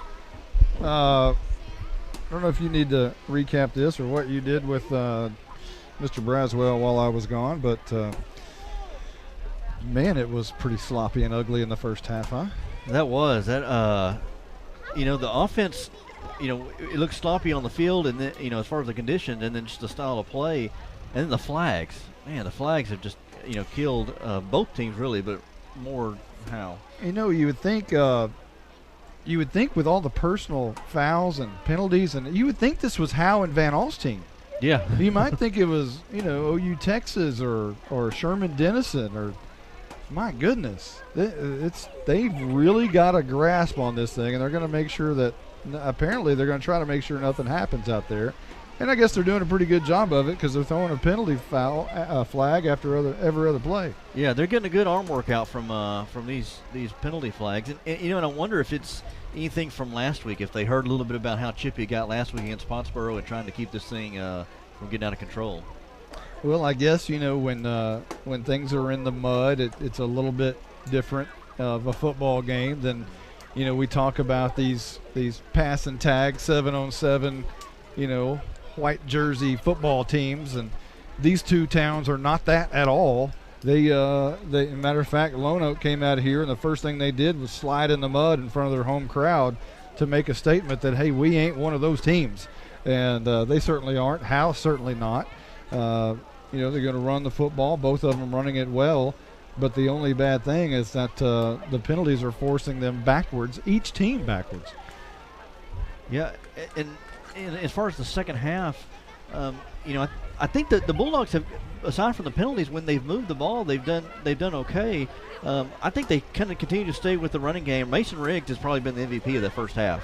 I think continue to give it to him. We haven't seen a lot of Cameron Blessai. I don't know if that anything to do with his injury before, or just trying to ease him into the game. But keep working Riggs, I think. And another thing too, as we talked about, is if Elvington is out, what that will do, how the game plan will change with Bryce Krantz at quarterback. If that's the case, if we'll see the ball being thrown around a little bit more. He doesn't go under center a lot. He's more of a shotgun. So how that's going to change the game plan in the second half, if for sure Leighton Elvington is out. Leighton Elvington is a big part of this football team. Anytime you lose your starting quarterback, that's pretty huge. Leighton Elvington, 7 out of 18 passing on the year, 59 yards through the air. He's also rushed 33 times. That's negative yards rushed, but a lot of that sack yardage. So it's kind of hard to fault him for that. But both teams are coming back on the field. At least the Howe Bulldogs are back on the field. We're showing a couple of minutes remaining before we're getting ready. I think Howe's going in their tunnel perhaps to walk in and walk out. We're going to take a quick timeout. When we come back, it'll be football time in Texas. This is more than a bundle. This is way more than a combo deal. It's your sanctuary, your home field. It's where everything happens. This is your home, your car, your memories. And you want to be sure they're protected with home and auto insurance. As your State Farm agent, I get it. That's why I'm here to help life go right. My name is Ed Meacham, and I'm your Howe State Farm agent. Give me a call at 903-892-3923 or on the web at MrRedInsurance.com. Calling all Bulldog fans to come down to the Sonic and Howe for half-price shakes after 8. Sonic of Howe is where you get great food and big smiles and a little message for our Howe Bulldog football players. Go Bulldogs, fight Bulldogs, win, win, win. It's not just good, it's Sonic good.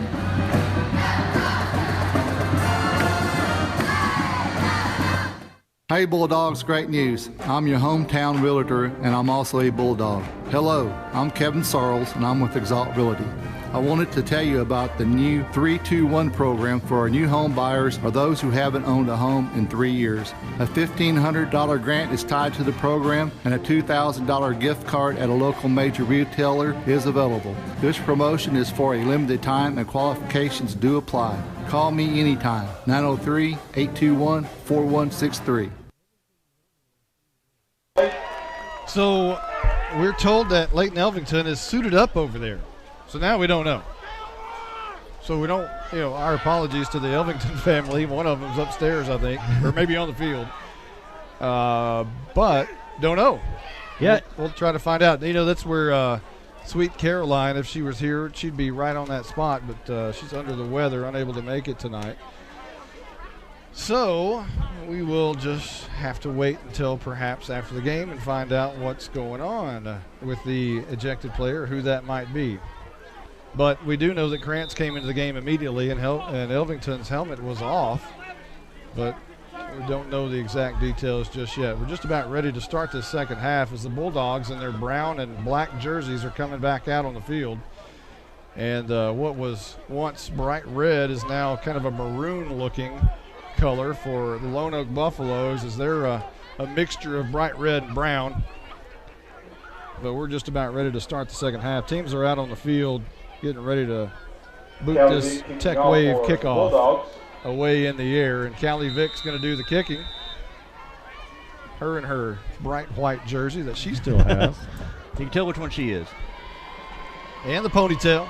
The Tech Wave kickoff is in the air. It's a pooch kick going towards the out of bounds. And Howe may have the football. It's past the marker, and a Bulldog may have caught it on the fly, and they say Lone Oak recovered at the 40. I'm not sure how. There's no argument from the far side, so it was recovered by none other than Tavin Ram. What a perfect kick there by Beautiful. Callie Vick. I mean, it was a pop fly the right side, and it was almost where I didn't see who the Bulldog player was, but he was like almost trying to catch that in stride. It went through his hands, and then right on the ground, and Buffalo's able to get on it. Smith and Williams in the gun, moving left to right as Lone Oak, hand off to Ram up the middle, and he's met right at the line of scrimmage. No gain on the play, and we'll have to see if that's Ram or Smith. Being on the tackle. And still, it's Smith on the carry. So second down and 10 coming up. No gain. A nice play there up front. No gain. Second down. For the Howe Bulldogs. Bulldogs done a pretty good job of keeping these running backs at bay. It's been the quarterback Smith who they've had trouble containing. Everybody bunched together, and here comes Williams on the keeper around the right edge. A lot of room. He's got plenty of speed. It's a foot race to the end zone. He's at the 10. He's at the 5, and he's going to be finally tripped up just short of the goal line at about the 1 or 2 yard line. Porter makes the stop, the saving touchdown tackle. Yep, it was a quarterback keeper around the right side, and he found a crease and pretty much untouched until Porter and Jordan Jones was back there able to hit him right at the ankles to bring him down. I think they're going to spot this somewhere around the 7-yard line. So this will be a handoff to Smith, or is it Williams going to keep it? And he does around the left edge, maybe a yard. Second down and goal coming up from about the 6. And Dyson Dillard into the game, torn meniscus and all, and he makes the tackle. Dillard in the middle of that defensive line. We hadn't called his name. We didn't know if he was going to play tonight, but he was able to wait on the running back to come through and able to make a good tackle. Just underway here in the third quarter, 10:57 on the clock. It has stopped for the moment, and a timeout, I believe, has been called. We'll take 1-2 real quick. We'll be right back right after this. To compete at the highest level, you need reliable teammates to share the load, strong leadership, and unquestionable character. It's true in athletics, and it's true with financial services. At Independent Bank, we understand success on the field is a result of unseen hours of hard work and preparation long before the first whistle. Visit any of our branches, and you'll find local bankers invested in the community, committed to building strong business partnerships and helping families reach their financial goals. Independent Bank is proud to be a part of Howe Student Athletics. Member FDIC, Equal Housing Lender. An interesting timeout there. Not only just a minute 3 gone in the second half, and already a timeout by Lonoke. And it's second down inside the 10, and I didn't see the play clock going down, so I wonder if this is strategery. Yeah, just to make sure they get the right play in here. Isn't that what they say? Strategery. Well, the scoreboard says 7-yard line, so we'll go with that. It's second and goal from the 7. And 10:57 on the clock. Williams in the gun. He wants to roll right, and he does around the right edge. Another seam and another stand-up run, and that one is a touchdown for Williams. Touchdown, Buffaloes. Yeah, he got the snap, and again, just a quarterback keeper around the right side, used his speed, found a hole, and had some blocker to hit him, and broke a couple of tackles there, and able to go in the end zone for a touchdown. You know, the last 2 times he's run that play, he's not been touched. 10:50 on the clock. We're awaiting the PAT now as Lonoke is up to their advantage, not 122 to 12-6, not 122-6. Williams, handoff. Smith up the middle, hit hard up the middle, brought down just shy of the end zone. And it'll remain a 12-6 game. Lonoke on top. We'll be right back right after this timeout. You're invited to the one and only Buck Snort Barbecue in downtown Van Alstyne, Texas. Your friends and neighbors say it's the best barbecue in North Texas. Now it's your turn to decide. Come taste the difference at Buck Snort Barbecue. For complete information, including menu, location, and hours, click on bucksnortbarbecue.com. That's bucksnortbbq.com. Buck Snort Barbecue in downtown Van Alstyne is a proud supporter of the Howe Bulldogs. Exceeding your expectations is what we strive for here at Scoggins Funeral Home in Van Alstyne. Since the beginning, affordability has been at the top of our checklist. Every day, we're proving that funerals don't have to be expensive. From our facilities to having a personalized service, all of the details are addressed. Nothing can cause you more disappointment than poor quality. Make it special. Make it Scoggins Funeral Home. We put our name on it. Tommy and Bobby K. Scoggins are here with you in your time of need. Visit ScogginsFuneralHome.com. The Exalt Realty scoring drive recap for Lonoke was 4 plays and 60 yards. And it took a minute 10 off the clock. Here is a Tech Wave kickoff that's going to bounce to, I believe, that's Arturo Louder. He runs backwards to try to turn the corner, and I think he's going to be able to turn it for a few yards from the near side of the field all the way to the far. Howe moving right to left, and Louder is down somewhere around the 35-yard line. And it is right in the middle of the mud. A lot of action have been played right there in that far 35-yard line area.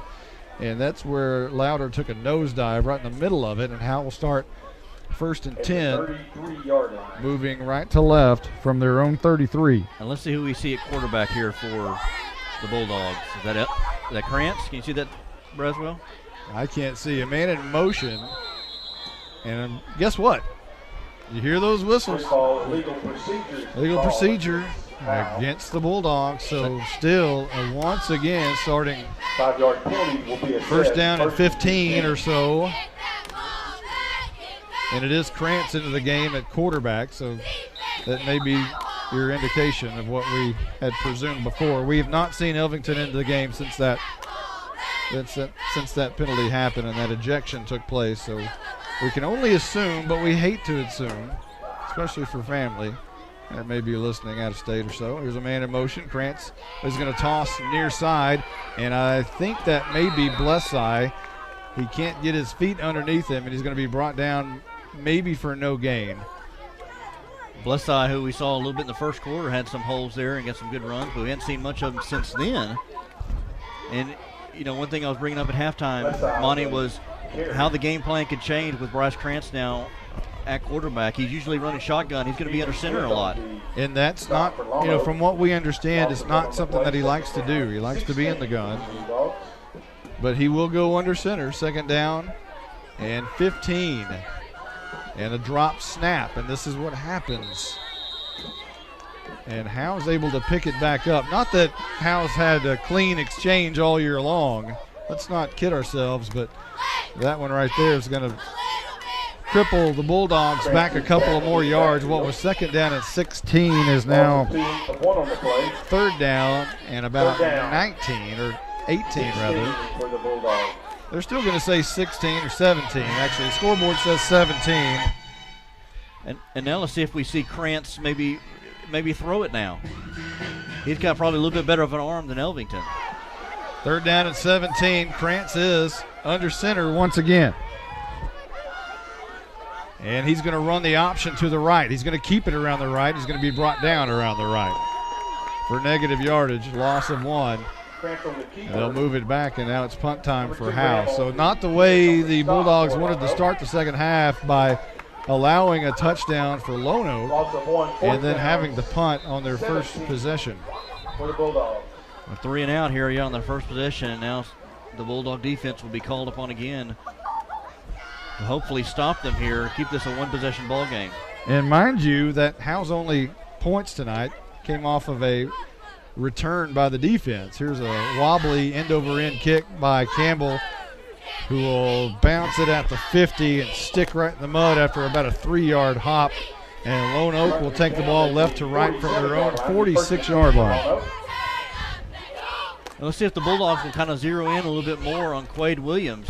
He was kind of the highlight of that first drive of the second half on that touchdown drive. So see if they can zero in on him on this one. So the ball just shy of midfield at the 46, maybe the 47-yard line perhaps. Moving left to right is Lone Oak, and what once were their all red jerseys, now mixed with mud, looks more like burgundy. And Quade Williams and everybody else will run in motion, and that is a penalty. Williams wants to throw it. Now he's going to tuck it around the right edge and goes out of bounds. But they had 3 men in motion, and you can't do that. So Lone Oak will start first and 15 on their next drive here. Yeah, they put some men in motion, trying to get a little cute there, and 3 guys go in motion and going to be dropping back 5 yards here. So any help the Bulldogs can get, they'll take it. So they'll push this back to the 41-yard line. 5-yard penalty success, first and 15 for the Buffalo. First and 15 for Lone Oak. Some new receivers into the game for the Buffaloes.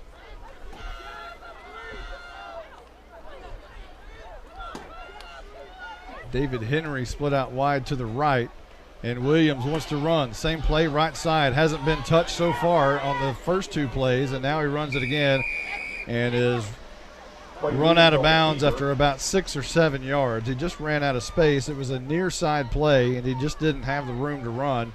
But he does pick up enough to set up a second down and 8 near midfield at the 49. Again, it's nothing complicated. He just gets the snap, and he runs around the right side. He had 3 receivers bunched to the right and a receiver out wide and able to use them as blockers and some pulling linemen and able to pick up a lot of yardage there. Henry now goes split out wide to the left as there's 3 slots bunched together on the right side.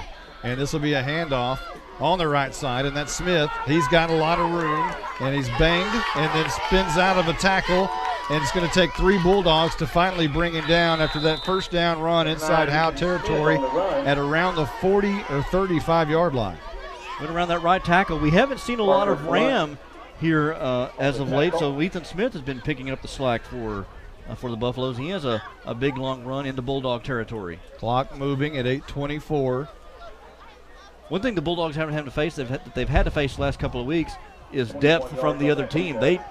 Lone Oak doesn't have a lot of players on their team. Yeah, this is a game of whoever has the will is going to win, and we're going to see who has that at the end of this game. There's a gain of about 3 by Smith around the right side off right tackle. He'll be down there. 2nd down and 7 coming up.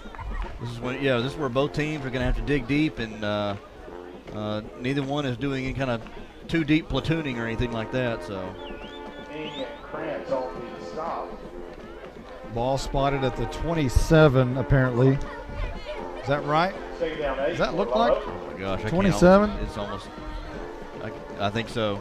Williams, handoff up the middle, Smith again, and he's not going down and churns his feet forward through the mud for maybe 4 yards, which will set up a short situation of about 3rd and 2 for the Buffaloes with 7:21 and rolling here in quarter number 3. I see Porter and I saw Joseph Brennan get their arms around him. It's not that I don't think they were tackling; they were just slipping through. I mean, they're with all this mud, they're slipping off the player. 3rd and 1, big play here. Williams, shotgun. He's going to run it himself along the right edge. Gets a great block, and now cuts it up the middle and is finally drugged down by the belt after a first down run near the 10-yard line. Yeah, great block on the outside by Ethan Smith on Joseph Brennan. Put Brennan to the ground. There's the ball carrier is able to get a first down on that one. We are relying solely on the scoreboard now to tell us where the marker is because we just can't see. And they tell us it's at the 14-yard line, and it's 1st and 10 moving left to right for Lone Oak with 6:39 and rolling. Smith again in the backfield, right by Williams, just to his left. Williams in the gun, and he wants to roll left this time, and he cuts it up, and he's hit, and now he bounces it out. He's got a lot of room around the left edge, enough room, and he's in.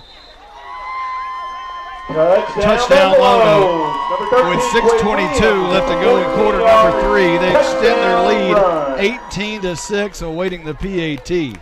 Quarterback keeper, he hit a wall there, was able to bounce to the outside. Some poor tackling there by the Bulldogs as he's able to scrape around that left corner and able to walk in the end zone for another touchdown. And that's puts them up by 12 now. And maybe even 14 if they're able to get the 2-point conversion here.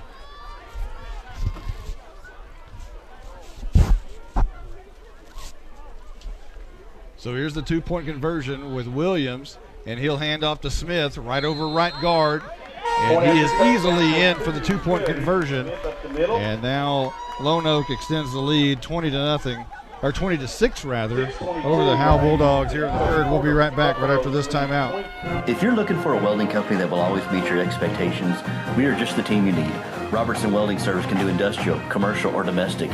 Robertson Welding Service guarantees the quality and satisfaction of your project at a fair price. We provide precision, custom, and repair service in all steels. We even weld aluminum and stainless.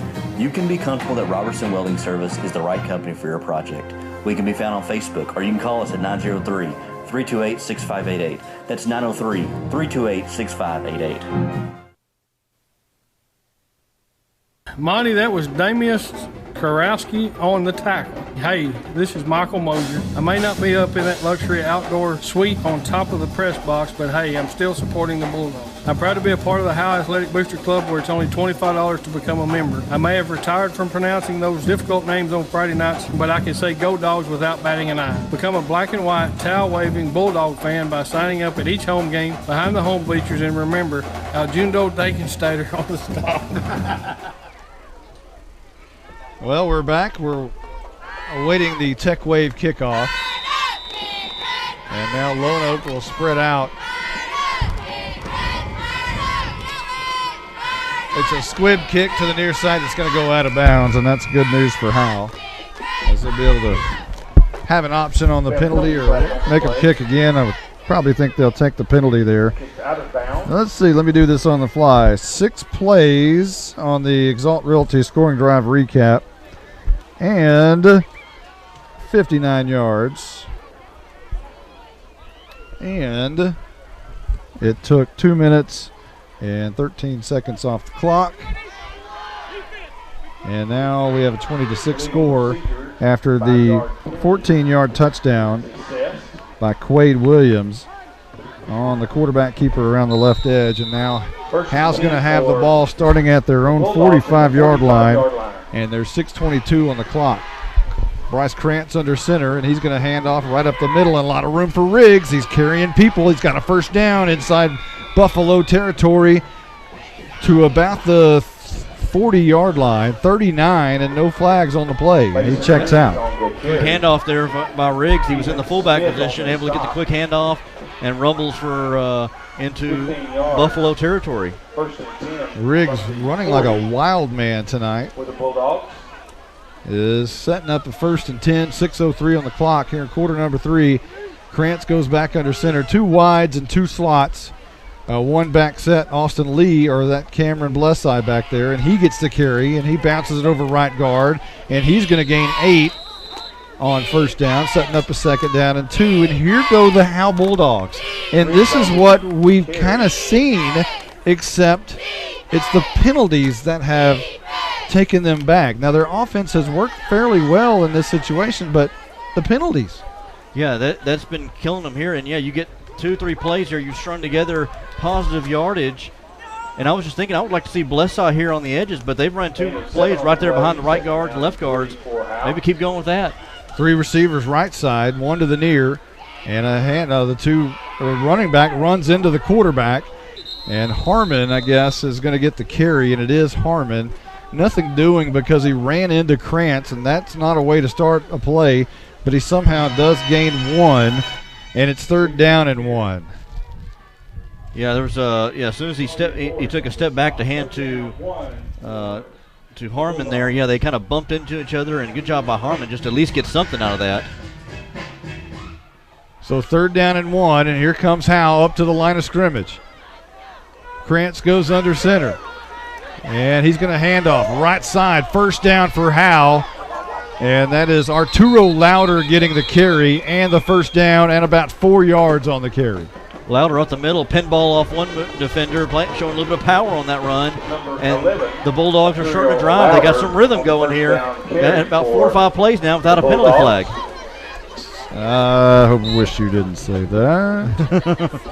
Is that kind of like the perfect game, no hitter? Yeah, I don't think that. In a game like this, I don't know if I'd mention that.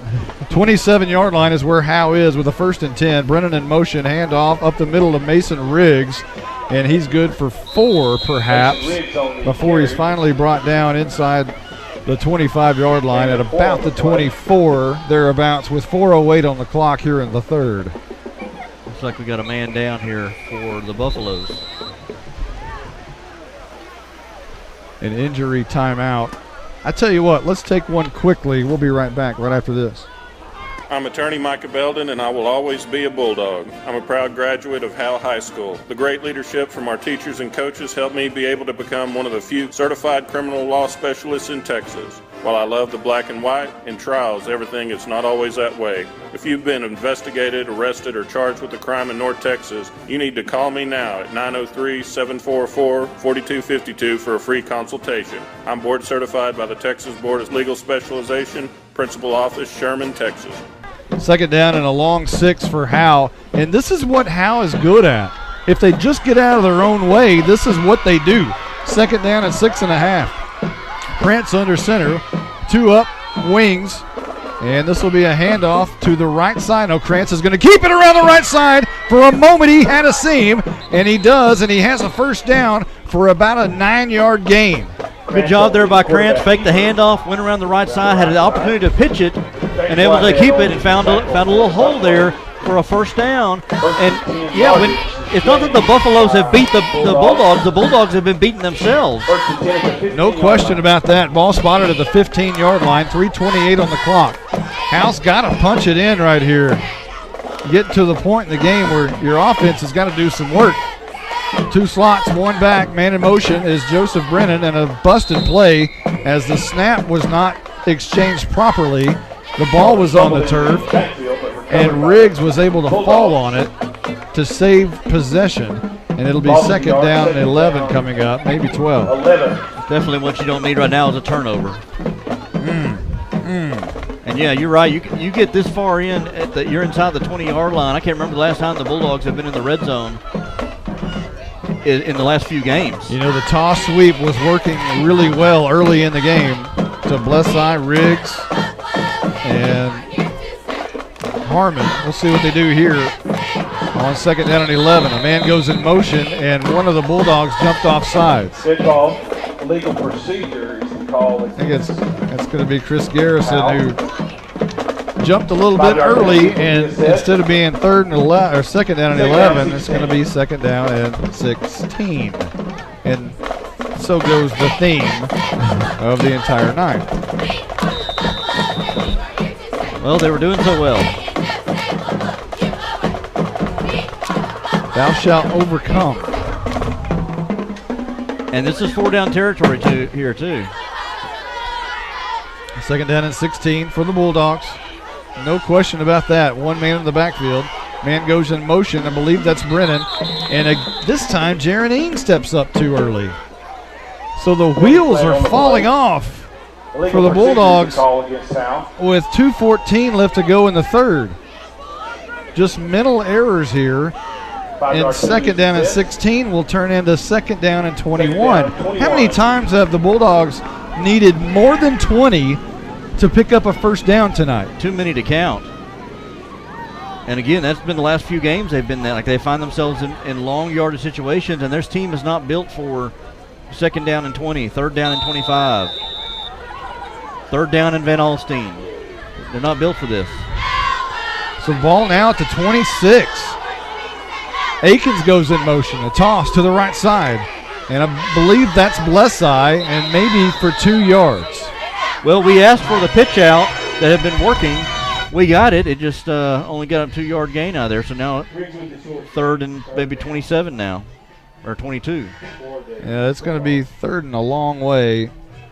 1:57 left to go here in the 3rd quarter.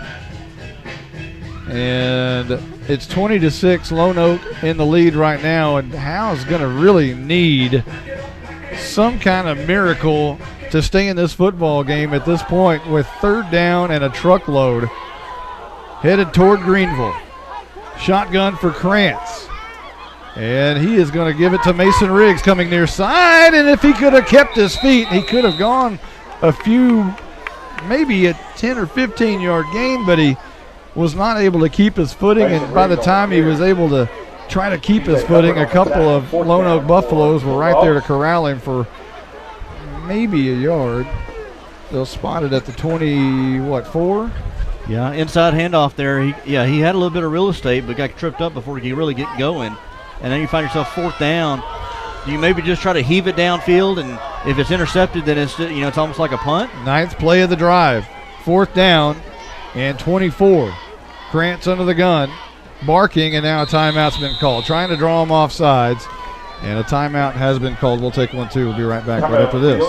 First Baptist Church here in Howe, Texas would like to invite you and your family to a celebration of our Lord and Savior Jesus Christ. Each Sunday morning at 10:30, we meet for worship at 100 East Davis Street in Howe. Prior to that, we have relevant Bible fellowships for all ages beginning at 9:15. Join us each week to declare the hope that is found only in Christ. Be ready to experience the life-changing power of the gospel. There is only one message for every generation, and that message is Jesus. Unless he's trying. It's 4th down. And what is that? 19? Ball's at the 24. It's at the 24. Got to get down to about the 6. You know, the sad part about this drive, it's a 9-play drive. and it started at the Howe 45-yard line. So it's been a good drive for the Bulldogs. However, you know, the theme of the night is what? Flags. Penalties. All night long they've hurt the Bulldogs, and they've done it again. Forced them into a 4th and 19. Krantz in the gun, needing a miracle, throwing it across the field. It's going to be in and out of the hands and incomplete, trying to hit Elijah Campbell over the middle, and the ball will turn over on downs unless there's a penalty here, and there is apparently a penalty. Dead ball. Roughing the passer called on the Lone Oak Buffaloes, which is a massive penalty for Howe. What a bailout. And I was going to say, Krantz looked like he got rocked there right when he got ready to throw it. He didn't have a lot of time. I didn't see how hard he got hit, though, and that he got roughed. But, wow, what a bailout for the Bulldogs by the Buffaloes. Well, the ball, they're just – the official's just kind of walking around with it. Where's he going to go? They'll spot it inside the 10. The nose will be inside the 10-yard line. The 15. That's a 15, rather. So it'll be first down. What a break for the Bulldogs. Now take advantage of it. Bulldogs, you're right, have to take advantage of this. Krantz under the gun, sends a man in motion, is Brennan, and guess what? Penalties again. And this time about 3 or 4 officials saw it. All of them had flags coming out. Illegal procedure against Howe. And you can't have 1st and 10. You got to start at 1st and 15, right? As well. It's the same song, different verse we just had just a second ago. Unbelievable.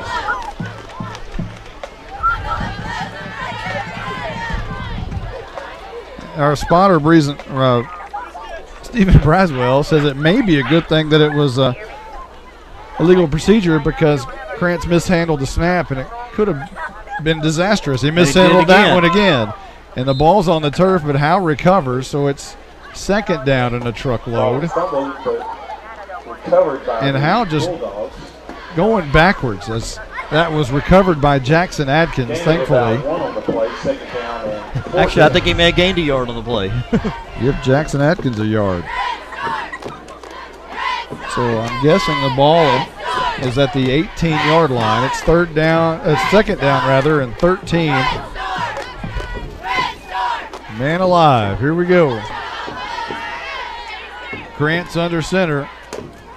Brennan goes in motion. They're going to toss to Brennan, but flags before this one can get underway. We have a penalty flag on the play. Wow. Illegal procedures are called. Illegal procedure against Howe. You're right. I wish we haven't kept the stats up on this, but I'm kind of curious of what the penalty yardage is for this. I'm not kidding. This may be the most penalties I've ever seen on one team in doing the games for 25 years. It's got to be It's got to be over 100 yards, maybe even. Is it upward of 200? You think?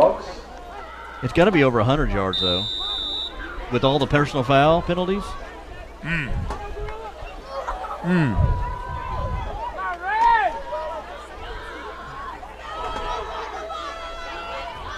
Here's a high toss, right side that looks like Brennan that's going to bring it down. And he's going to get back to the line of scrimmage and maybe gain a couple.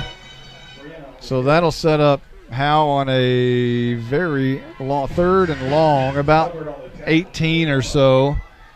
And we've got 31 seconds remaining in quarter number 3. Maybe on this one, 3rd and long, it's obviously 4-down territory. Don't try to get it all at once here.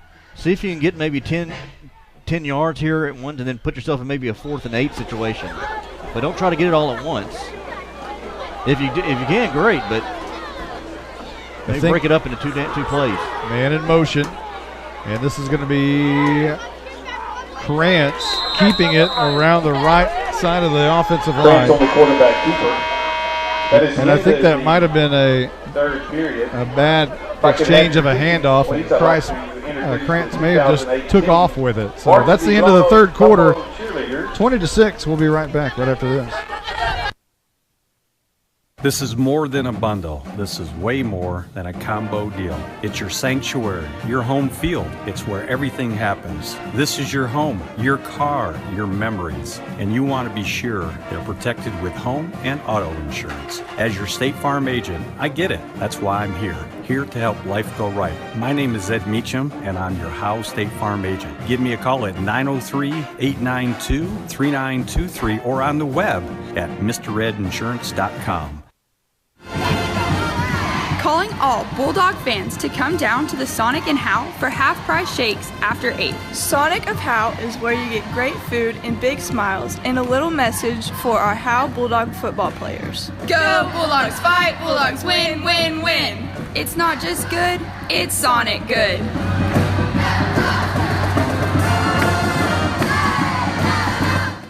Well, the crazy thing about this drive, Justin, is that it's taken 6 minutes and 22 seconds off the clock. The drive has gone 13 plays and about 40 yards. Let's see. 67, 30, 33 yards. When you're 13 plays, you think, oh, man, it must be an 80, 90-yard drive. No, it's only about 40 yards. 13 plays, 33 yards, and has taken 6:22 off the clock. And we're into the fourth quarter. Here's a handoff to the near side. Joseph Brennan running around right tackle, and he runs for positive yardage for about 6, maybe 7 yards. And there's an injured player down. And I think that's a Lone Oak Buffalo, and he has not moved yet. We're going to take a timeout right here. It looks like an extended timeout coming up. We'll be right back right after this. Hey Bulldogs, great news. I'm your hometown realtor and I'm also a Bulldog. Hello, I'm Kevin Sarles and I'm with Exalt Realty. I wanted to tell you about the new 321 program for our new home buyers or those who haven't owned a home in 3 years. A $1,500 grant is tied to the program and a $2,000 gift card at a local major retailer is available. This promotion is for a limited time and qualifications do apply. Call me anytime, 903-821-4163. To compete at the highest level, you need reliable teammates to share the load, strong leadership, and unquestionable character. It's true in athletics, and it's true with financial services. At Independent Bank, we understand success on the field is a result of unseen hours of hard work and preparation long before the first whistle. Visit any of our branches, and you'll find local bankers invested in the community, committed to building strong business partnerships and helping families reach their financial goals. Independent Bank is proud to be a part of Howe Student Athletics. Member FDIC, Equal Housing Lender. It was not a Lone Oak Buffalo. It was Cameron Blesseye for the Howe Bulldogs, and he is gingerly walking off the field, taking a lot of time, being helped by trainer Ricky Yake over there. And that is not something the Bulldogs want to see right there. Any player, especially your leading rusher, on the last play, could be leading tackler. And you just can't really afford to lose any more running backs. I mean, it's the walking wounded here for the Bulldogs. So here we go for the Bulldogs, or actually it's a turnover on downs, and here is Williams on the quarterback keeper over left tackle from first down.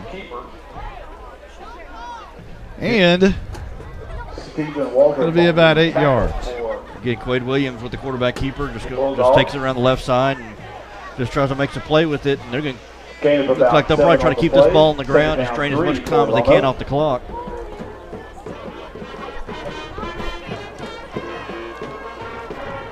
Lone Oak took the ball at their own 13-yard line and are now up to the 20 after the 7-yard gain, 11-13 and rolling.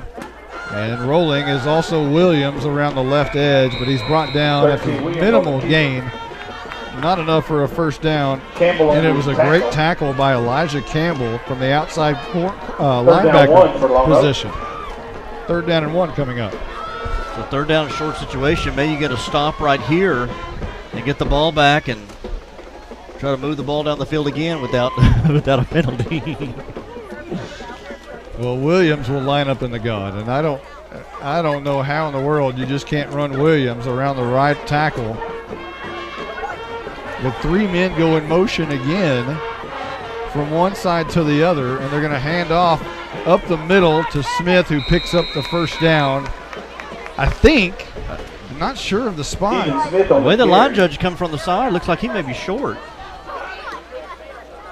There is no indication of, apparently our spotter, Stephen Braswell, says 4th down. Devin Porter on the So Devin Porter with a great stop. tackle. And if you're 4th and a foot deep in your own territory at your 22-yard line, do you punt? They're going to think about it. Well, no, I'm sorry. No, they're going to punt. Now they will bring in their punt team. Do you watch out for the fake here? Surely they wouldn't fake it in their own territory, right? I don't think so. Not in a game like this. And it's going to be Kaiser to punt this one away. The short kick, short of the 40 or 50-yard line, at about the 47, 46. So Howe's going to start with pretty good field position. 1st and 10, moving left to right. Well, they did Freudian. They did what I was saying. They get a stop here and get on offense and move this ball without a penalty. One thing that I was looking at here on the last drive, and Stephen Braswell brought it up to us, is that Bryce Krantz is still having trouble under center there. You know, he fumbled a few exchanges there from the center, so he's still not comfortable there taking the snap there. Well, he's in the gun right here. One man to his left in the backfield, and they're going to run the option to Joseph Brennan, who carries it good for about 9 yards as Brennan runs hard with both hands over the football. And I tell you what, Joseph Brennan is an impressive runner. And to not have played football for several years, he is an impressive football player. He's got a nice combination of speed and power. And you're right, he had that ball high and tight, both hands on top, both hands on bottom, and was running hard there on that run. He didn't get the spot I thought he got. He only got 6 yards there. 2nd down and 4 coming up. Krantz in the gun, handoff Mason Riggs, left tackle, trying to bounce it out, cuts it up for a moment, bounces over a defender, and is finally going to bounce down after a couple, maybe 3 yards. 8:48 on the clock, rolling here in the 4th quarter. Yeah, he was able to break a couple of tackles and spin forward for a couple more and put him in a 3rd and short yardage situation. He needs to just be sure he holds on to that ball when he's trying to fight for those extra yards. It's going to be 3rd and 2 perhaps here for the Bulldogs. Krantz in the gun. From the 38, this is a handoff right side. I think that's Akins, and he has a 1st down. Akins shot out of a cannon in the mud and all. And a 1st down for Howe. Jackson Atkins from that left guard position was pulling and helped make a hole there for Akins, and Akins we haven't seen in a couple of quarters. Makes an appearance here and gets a good run. A 1st down here for the Bulldogs. They got something cooking now. 5 yards for Akins, 1st and 10, left to right. No flags so far on this drive. Don't speak too soon. Krantz rolling left, cutting it up the middle, and runs over a defender, and he's run over as well as they collided after about a 3-yard gain for the Bulldogs, maybe 2 yards. 2nd down and 8 coming up, 7:46 left to go in the game. Howe needs to figure out how to get in the end zone quickly. Yeah, this is maybe the time maybe not to try to bleed as much clock as you usually do. You might want to be in a little bit of a hurry. You still got 7.5 minutes to go, but still, you're down 2 scores. Riggs in the backfield with Krantz in the gun. Riggs gets the carry, right side, looking for a block. Turns on the jets, runs over a defender, close to a 1st down near side. At somewhere around the 25-yard line, perhaps. It's going to be very close to a 1st, but short it appears. 2 yards short. Yeah, it's 2 yards short. Again, hard to see on this near side. Now they move it over to the mud, and they move the sticks, and now it's a little easier to see. 3rd down and 2 coming up from the 25-yard line. A 7-yard run by Mason Riggs. And here come the Bulldogs with Krantz in the gun.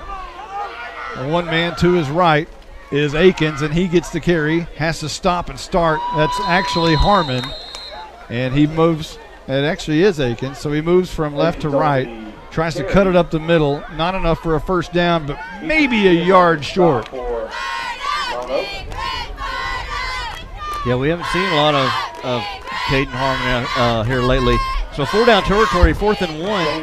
This is where I say give it to Mason Riggs and see if he can fight for a first down. Boy, you'd think Mason Riggs has got this carry written all over him. Bulldogs walk to the line of scrimmage. Harmon's into the game as well. Krantz backs out from under center, goes to the gun. Brennan goes with him, stands beside him. Brennan gets the carry. He has the first down and more as he runs backwards. He's hit the line of scrimmage, knocked him around, and he kept running backwards. What an athletic move by Joseph Brennan. I thought for a moment he was going to be able to turn around and catch his step and keep going.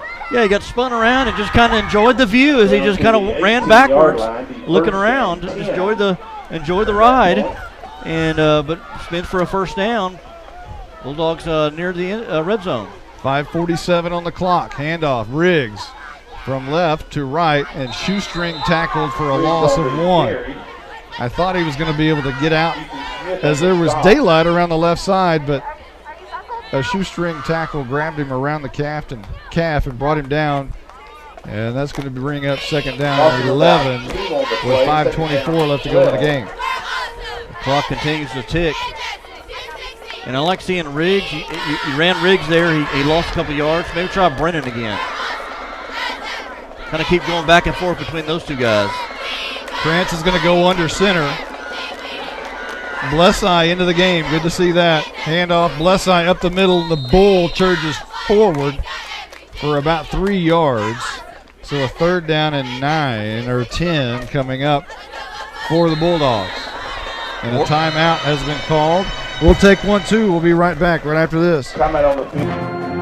You're invited to the one and only Buck Snort Barbecue in downtown Van Alstyne, Texas. Your friends and neighbors say it's the best barbecue in North Texas. Now it's your turn to decide. Come taste the difference at Buck Snort Barbecue. For complete information, including menu, location, and hours, click on bucksnortbarbecue.com. That's bucksnortbbq.com. Buck Snort Barbecue in downtown Van Alstyne is a proud supporter of the Howe Bulldogs. Okay, so we're going to draw this up for you real quick. We've got a third. Is it third? It's 3rd down and 8. Do your best John Madden impression here. 3rd down and 8. What we're going to do is we're going to throw a halfback pass for a touchdown from Mason Riggs to Elijah Campbell. That's going to get the Bulldogs on the board. That'll be 20-12. They're going to they're going to go for 2, get the PAT. It's 20-14. Howe's going to have that Cali Vic pooch kick, which this time Howe's going to recover. They're going to throw another halfback pass and score. And what does that make it? 22-20, and that's your ball game. 2 halfback passes. 2 halfback passes for touchdowns, and Howe wins the game. Is that right? I like it. That's your call. Krantz in the gun. He does want to throw. Looking. Lots of time. Now he's going to run. Flag down. He has the right side, lowers the shoulder, runs over a defender. Going to be close to a first down after about a 9-yard pickup, but we'll have to check the flag. It was in the area of Elijah Campbell on the very far side of the field, and it's going to be holding against Lone Oak. Holding on the so again, Bulldogs take advantage of situations here. They'll take a break, catch a break. 4:42 on the clock remaining in the game. It may not be a halfback pass, but how about a score? And Krantz had a little bit of time, had some time back there, had a lot of time. And that may be why he didn't throw it over there, because Elijah Campbell was getting held. Right. So it's a first down for Howe. They'll spot it at the, where are they at? Mr. Raswell, where are they at? Maybe about the 8-yard line. Penalty assessed. It'll be first and goal. The 8-yard line. Yeah, that's a good guess. About 8-yard line. 8-yard line, good guess.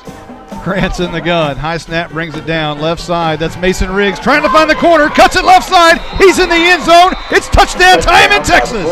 It's also flag time in Lone Oak. Penalty flag on the play. Holding against Howe. Bring it back. He got around that left side, and I thought maybe I saw a hold somewhere. I didn't know if they were going to catch it, and they did.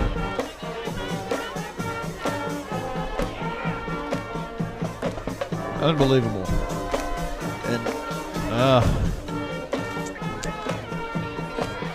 And there's the official call, holding against Howe. So wipe out the touchdown. Again, Howe on a pretty good drive of 10 plays so far. For the Bulldogs. And have gone, about 40 of the 54 yards needed. And now the ball will be spotted somewhere around the 18-yard line. And this will be a handoff left side, up the middle, and that's Akins, and he's squirting free. He could go. Bangs over a defender at the goal line. He's going to be stopped just shy of the goal line. What a run by Akins. They're still pushing forward. It is touchdown time in Texas. What an effort. What an effort.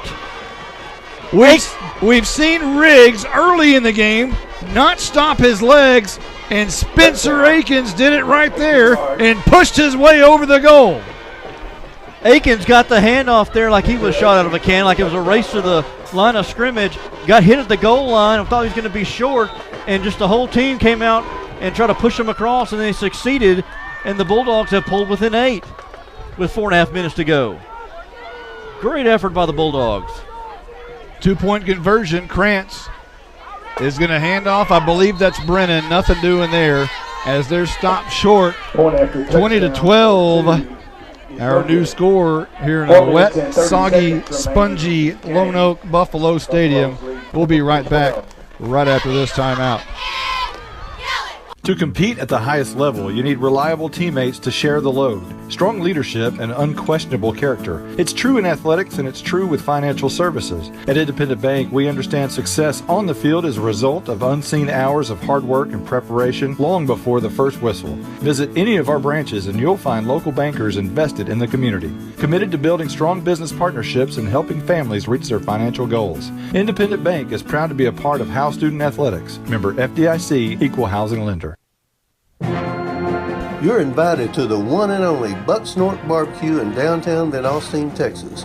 Your friends and neighbors say it's the best barbecue in North Texas. Now it's your turn to decide. Come taste the difference at Bucksnort Barbecue.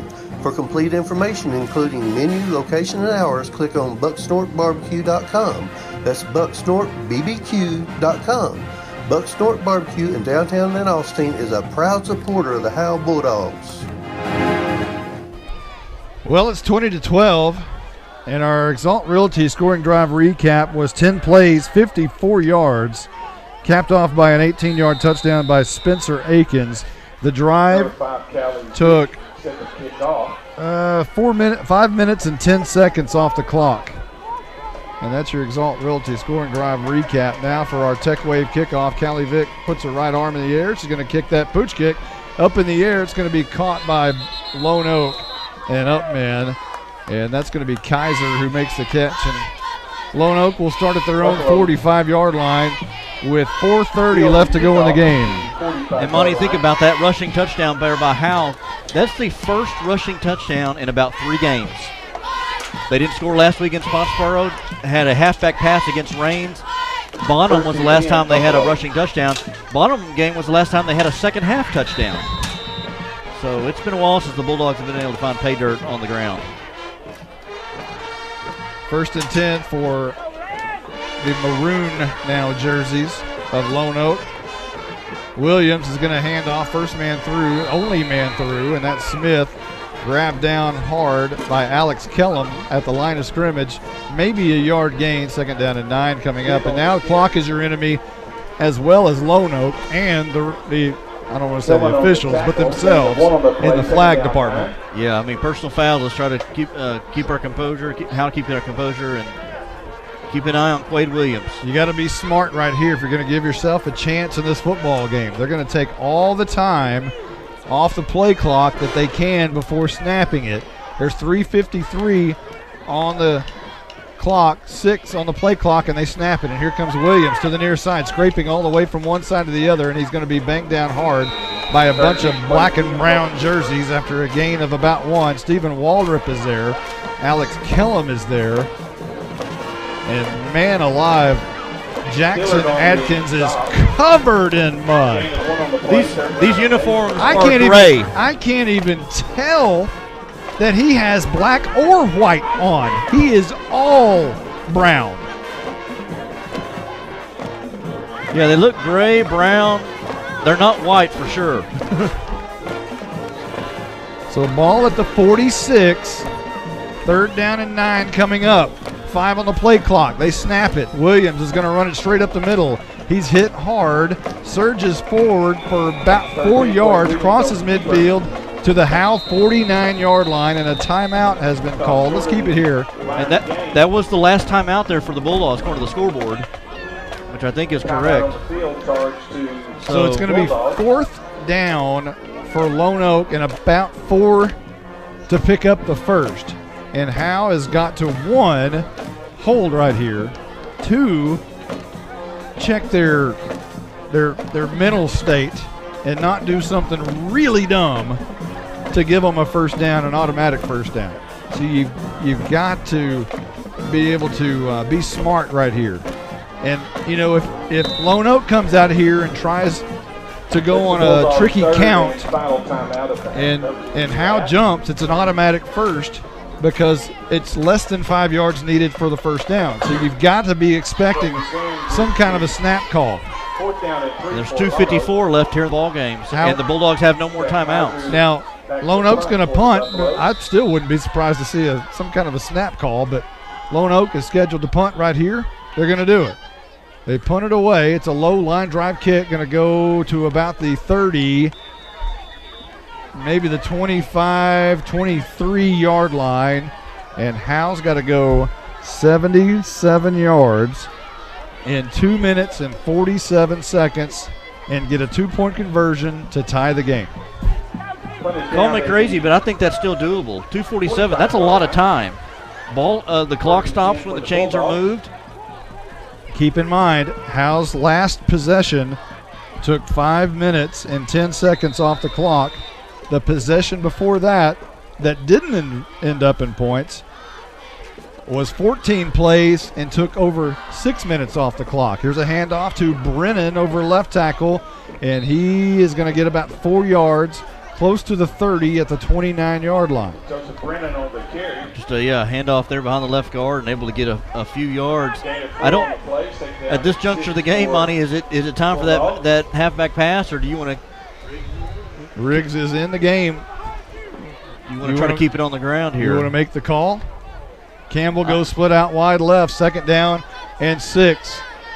And this is going to be Riggs running the ball near side, and he's got a little bit of a room. Cree still moving his feet forward close to the first down, and he has the first down apparently, so they'll stop the clock to move the sticks.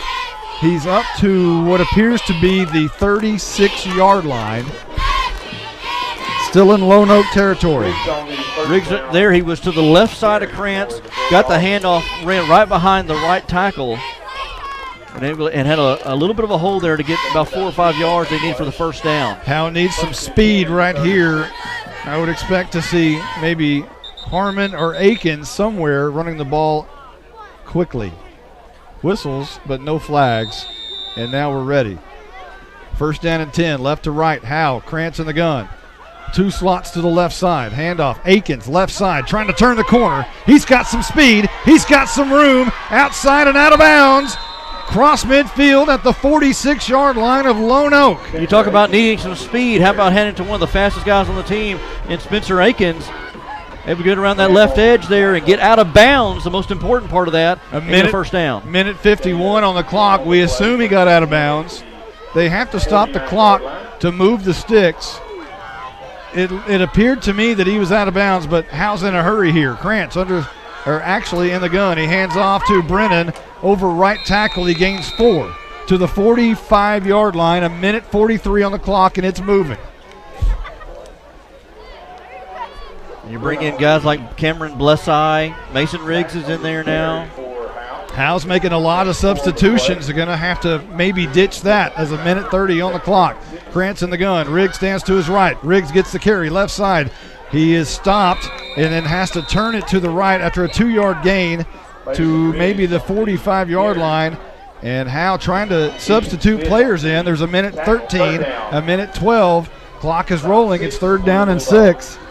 Ball spotted at the 44-yard line. Riggs got the handoff, tried to move it outside, and then a defender came in and brought him back inside, kept him inside.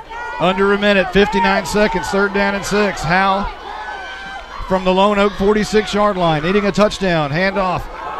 That's actually Krantz who's going to keep it around the left edge. It was the reverse, who gave it to Riggs, who then handed it to Akins, I believe, around the left side. It's 4th down and 1. There's 37 seconds on the clock. 4th and 1. Here comes Howe. Krantz in the gun. 4th and 1, wanting to throw the football. Krantz, lots of time, looking, heaves it deep down the field. It's going to be almost intercepted. And that one is incomplete. No flag as Krantz was hit hard, but apparently not enough to draw the penalty. And with 21 seconds left to go in the game, Howe has turned the ball over on downs. Lone Oak will take over, and Howe's playoff chances have just flushed down the middle of the Lone Oak Buffalo Stadium field. Interesting call there, 4th and 1. You make your living on the ground, and you have Krantz throw the ball, and it wasn't even anywhere near the receiver, almost intercepted. I thought you'd try to run with Riggs or even Blesseye or any of your running backs there and just see if they can give them a chance with 4th and 1, 4th and 2. And then you get up, and you have to get up and spike it. And I don't know if you've worked that with Krantz or not. Maybe. And there's the Buffalo knee. So that's the final play of the game. How your Bulldogs will miss the playoffs again in 2018 for the 2nd year in a row. And the Lone Oak Buffaloes had a member of their team just flop in the mud right now with anticipation of them still being in the playoff hunt. How Bulldogs, it appears to be eliminated. There's still 2 games to go. I don't know about the mathematics of it all, but it's almost virtually impossible, I would imagine, for the Bulldogs to be able to make it. Yeah, there's about to be a lot of things go on here for them to win. Next week is a winnable game against Commerce. Anything can happen against Van Alstyne, but yeah, I think mathematically you may have a chance, but I think pretty much you had to win tonight to give yourself a better chance. Well, I would. I still, once a Bulldog, always a Bulldog, and man, you just have to tip your hat to these kids. They played to the final buzzer. They made it interesting at the end. They could have laid over, especially after the night they had with all the penalties and flags. And gosh, it was just a disastrous evening in the situation of the field conditions and the situation of the penalties.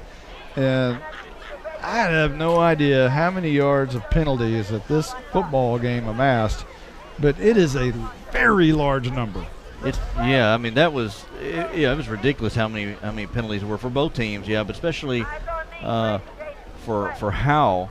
And one thing that I bring up too is the bye week. Man, the Bulldogs would really need a bye week, probably right after the Boyd game, or maybe even after the Raines game, to nurse injuries, to kind of reset. But unfortunately, they don't have the bye week until the end of the season. But they could really need it right now. You are correct. What a disastrous call that Howe got for a Week 10 bye week, being the 5th smallest school in 3A Division I, competing with the likes of Commerce and Bonham and Raines and Pottsboro and Van Alstyne, schools that have 110 kids more than you got, and you don't even get a bye week in the middle of the season.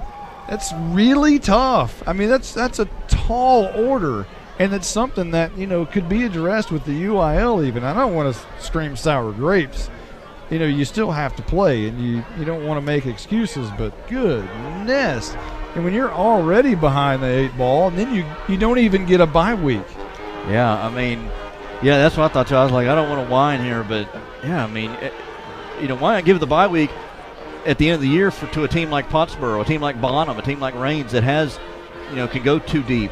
Not a team like Howe that, last week they only had 19 players finish the game. They were able to actually play. Yeah, it's a tough evening. The Lone Oak Buffaloes, watch them do spell out, kind of like Howe used to do back in the 80s when Howe was really good. They do the spell out here, and then they huddle up. They're doing their thing. Howe's on the far side with their Bulldog paws in the air, and the Bulldog band doing the school song and the fight song. And it's going to be a long bus ride home of about an hour and 15 minutes all the way back to Howe. The next week they have Commerce. That is back at Howe. You've looked at the field since last week. What's the field look like over there at Howe since last Friday's game? Well, has it got any better? No, because the 7th, 8th, and JV played on it last night. That's right. So it got pretty tore up last night. But there's time. Maybe this week they can actually do some work on the field with some better weather, because a week ago they were able to do nothing to the field, just stay off of it, and that's what they did, except for the game. So. Man alive, 20-12, the Lone Oak Buffaloes win tonight. The best thing that we've seen out of this entire game is that just a moment ago both teams were huddled together in unison in prayer, and that was a great way to cap off this evening, because everything else was pretty ugly from the Howe Bulldogs standpoint. Yeah, that's good to see here, especially after this is kind of one of those games that kind of brings you together. You're tired, you're muddy, you're wet, and to kind of get out there with even with your opponents there and have a time of unity together. That's a good thing. Well, for everyone who's been a part of this one, it's a 20-12 loss to Lone Oak, which virtually eliminates playoff hopes for Howe. A tough one tonight.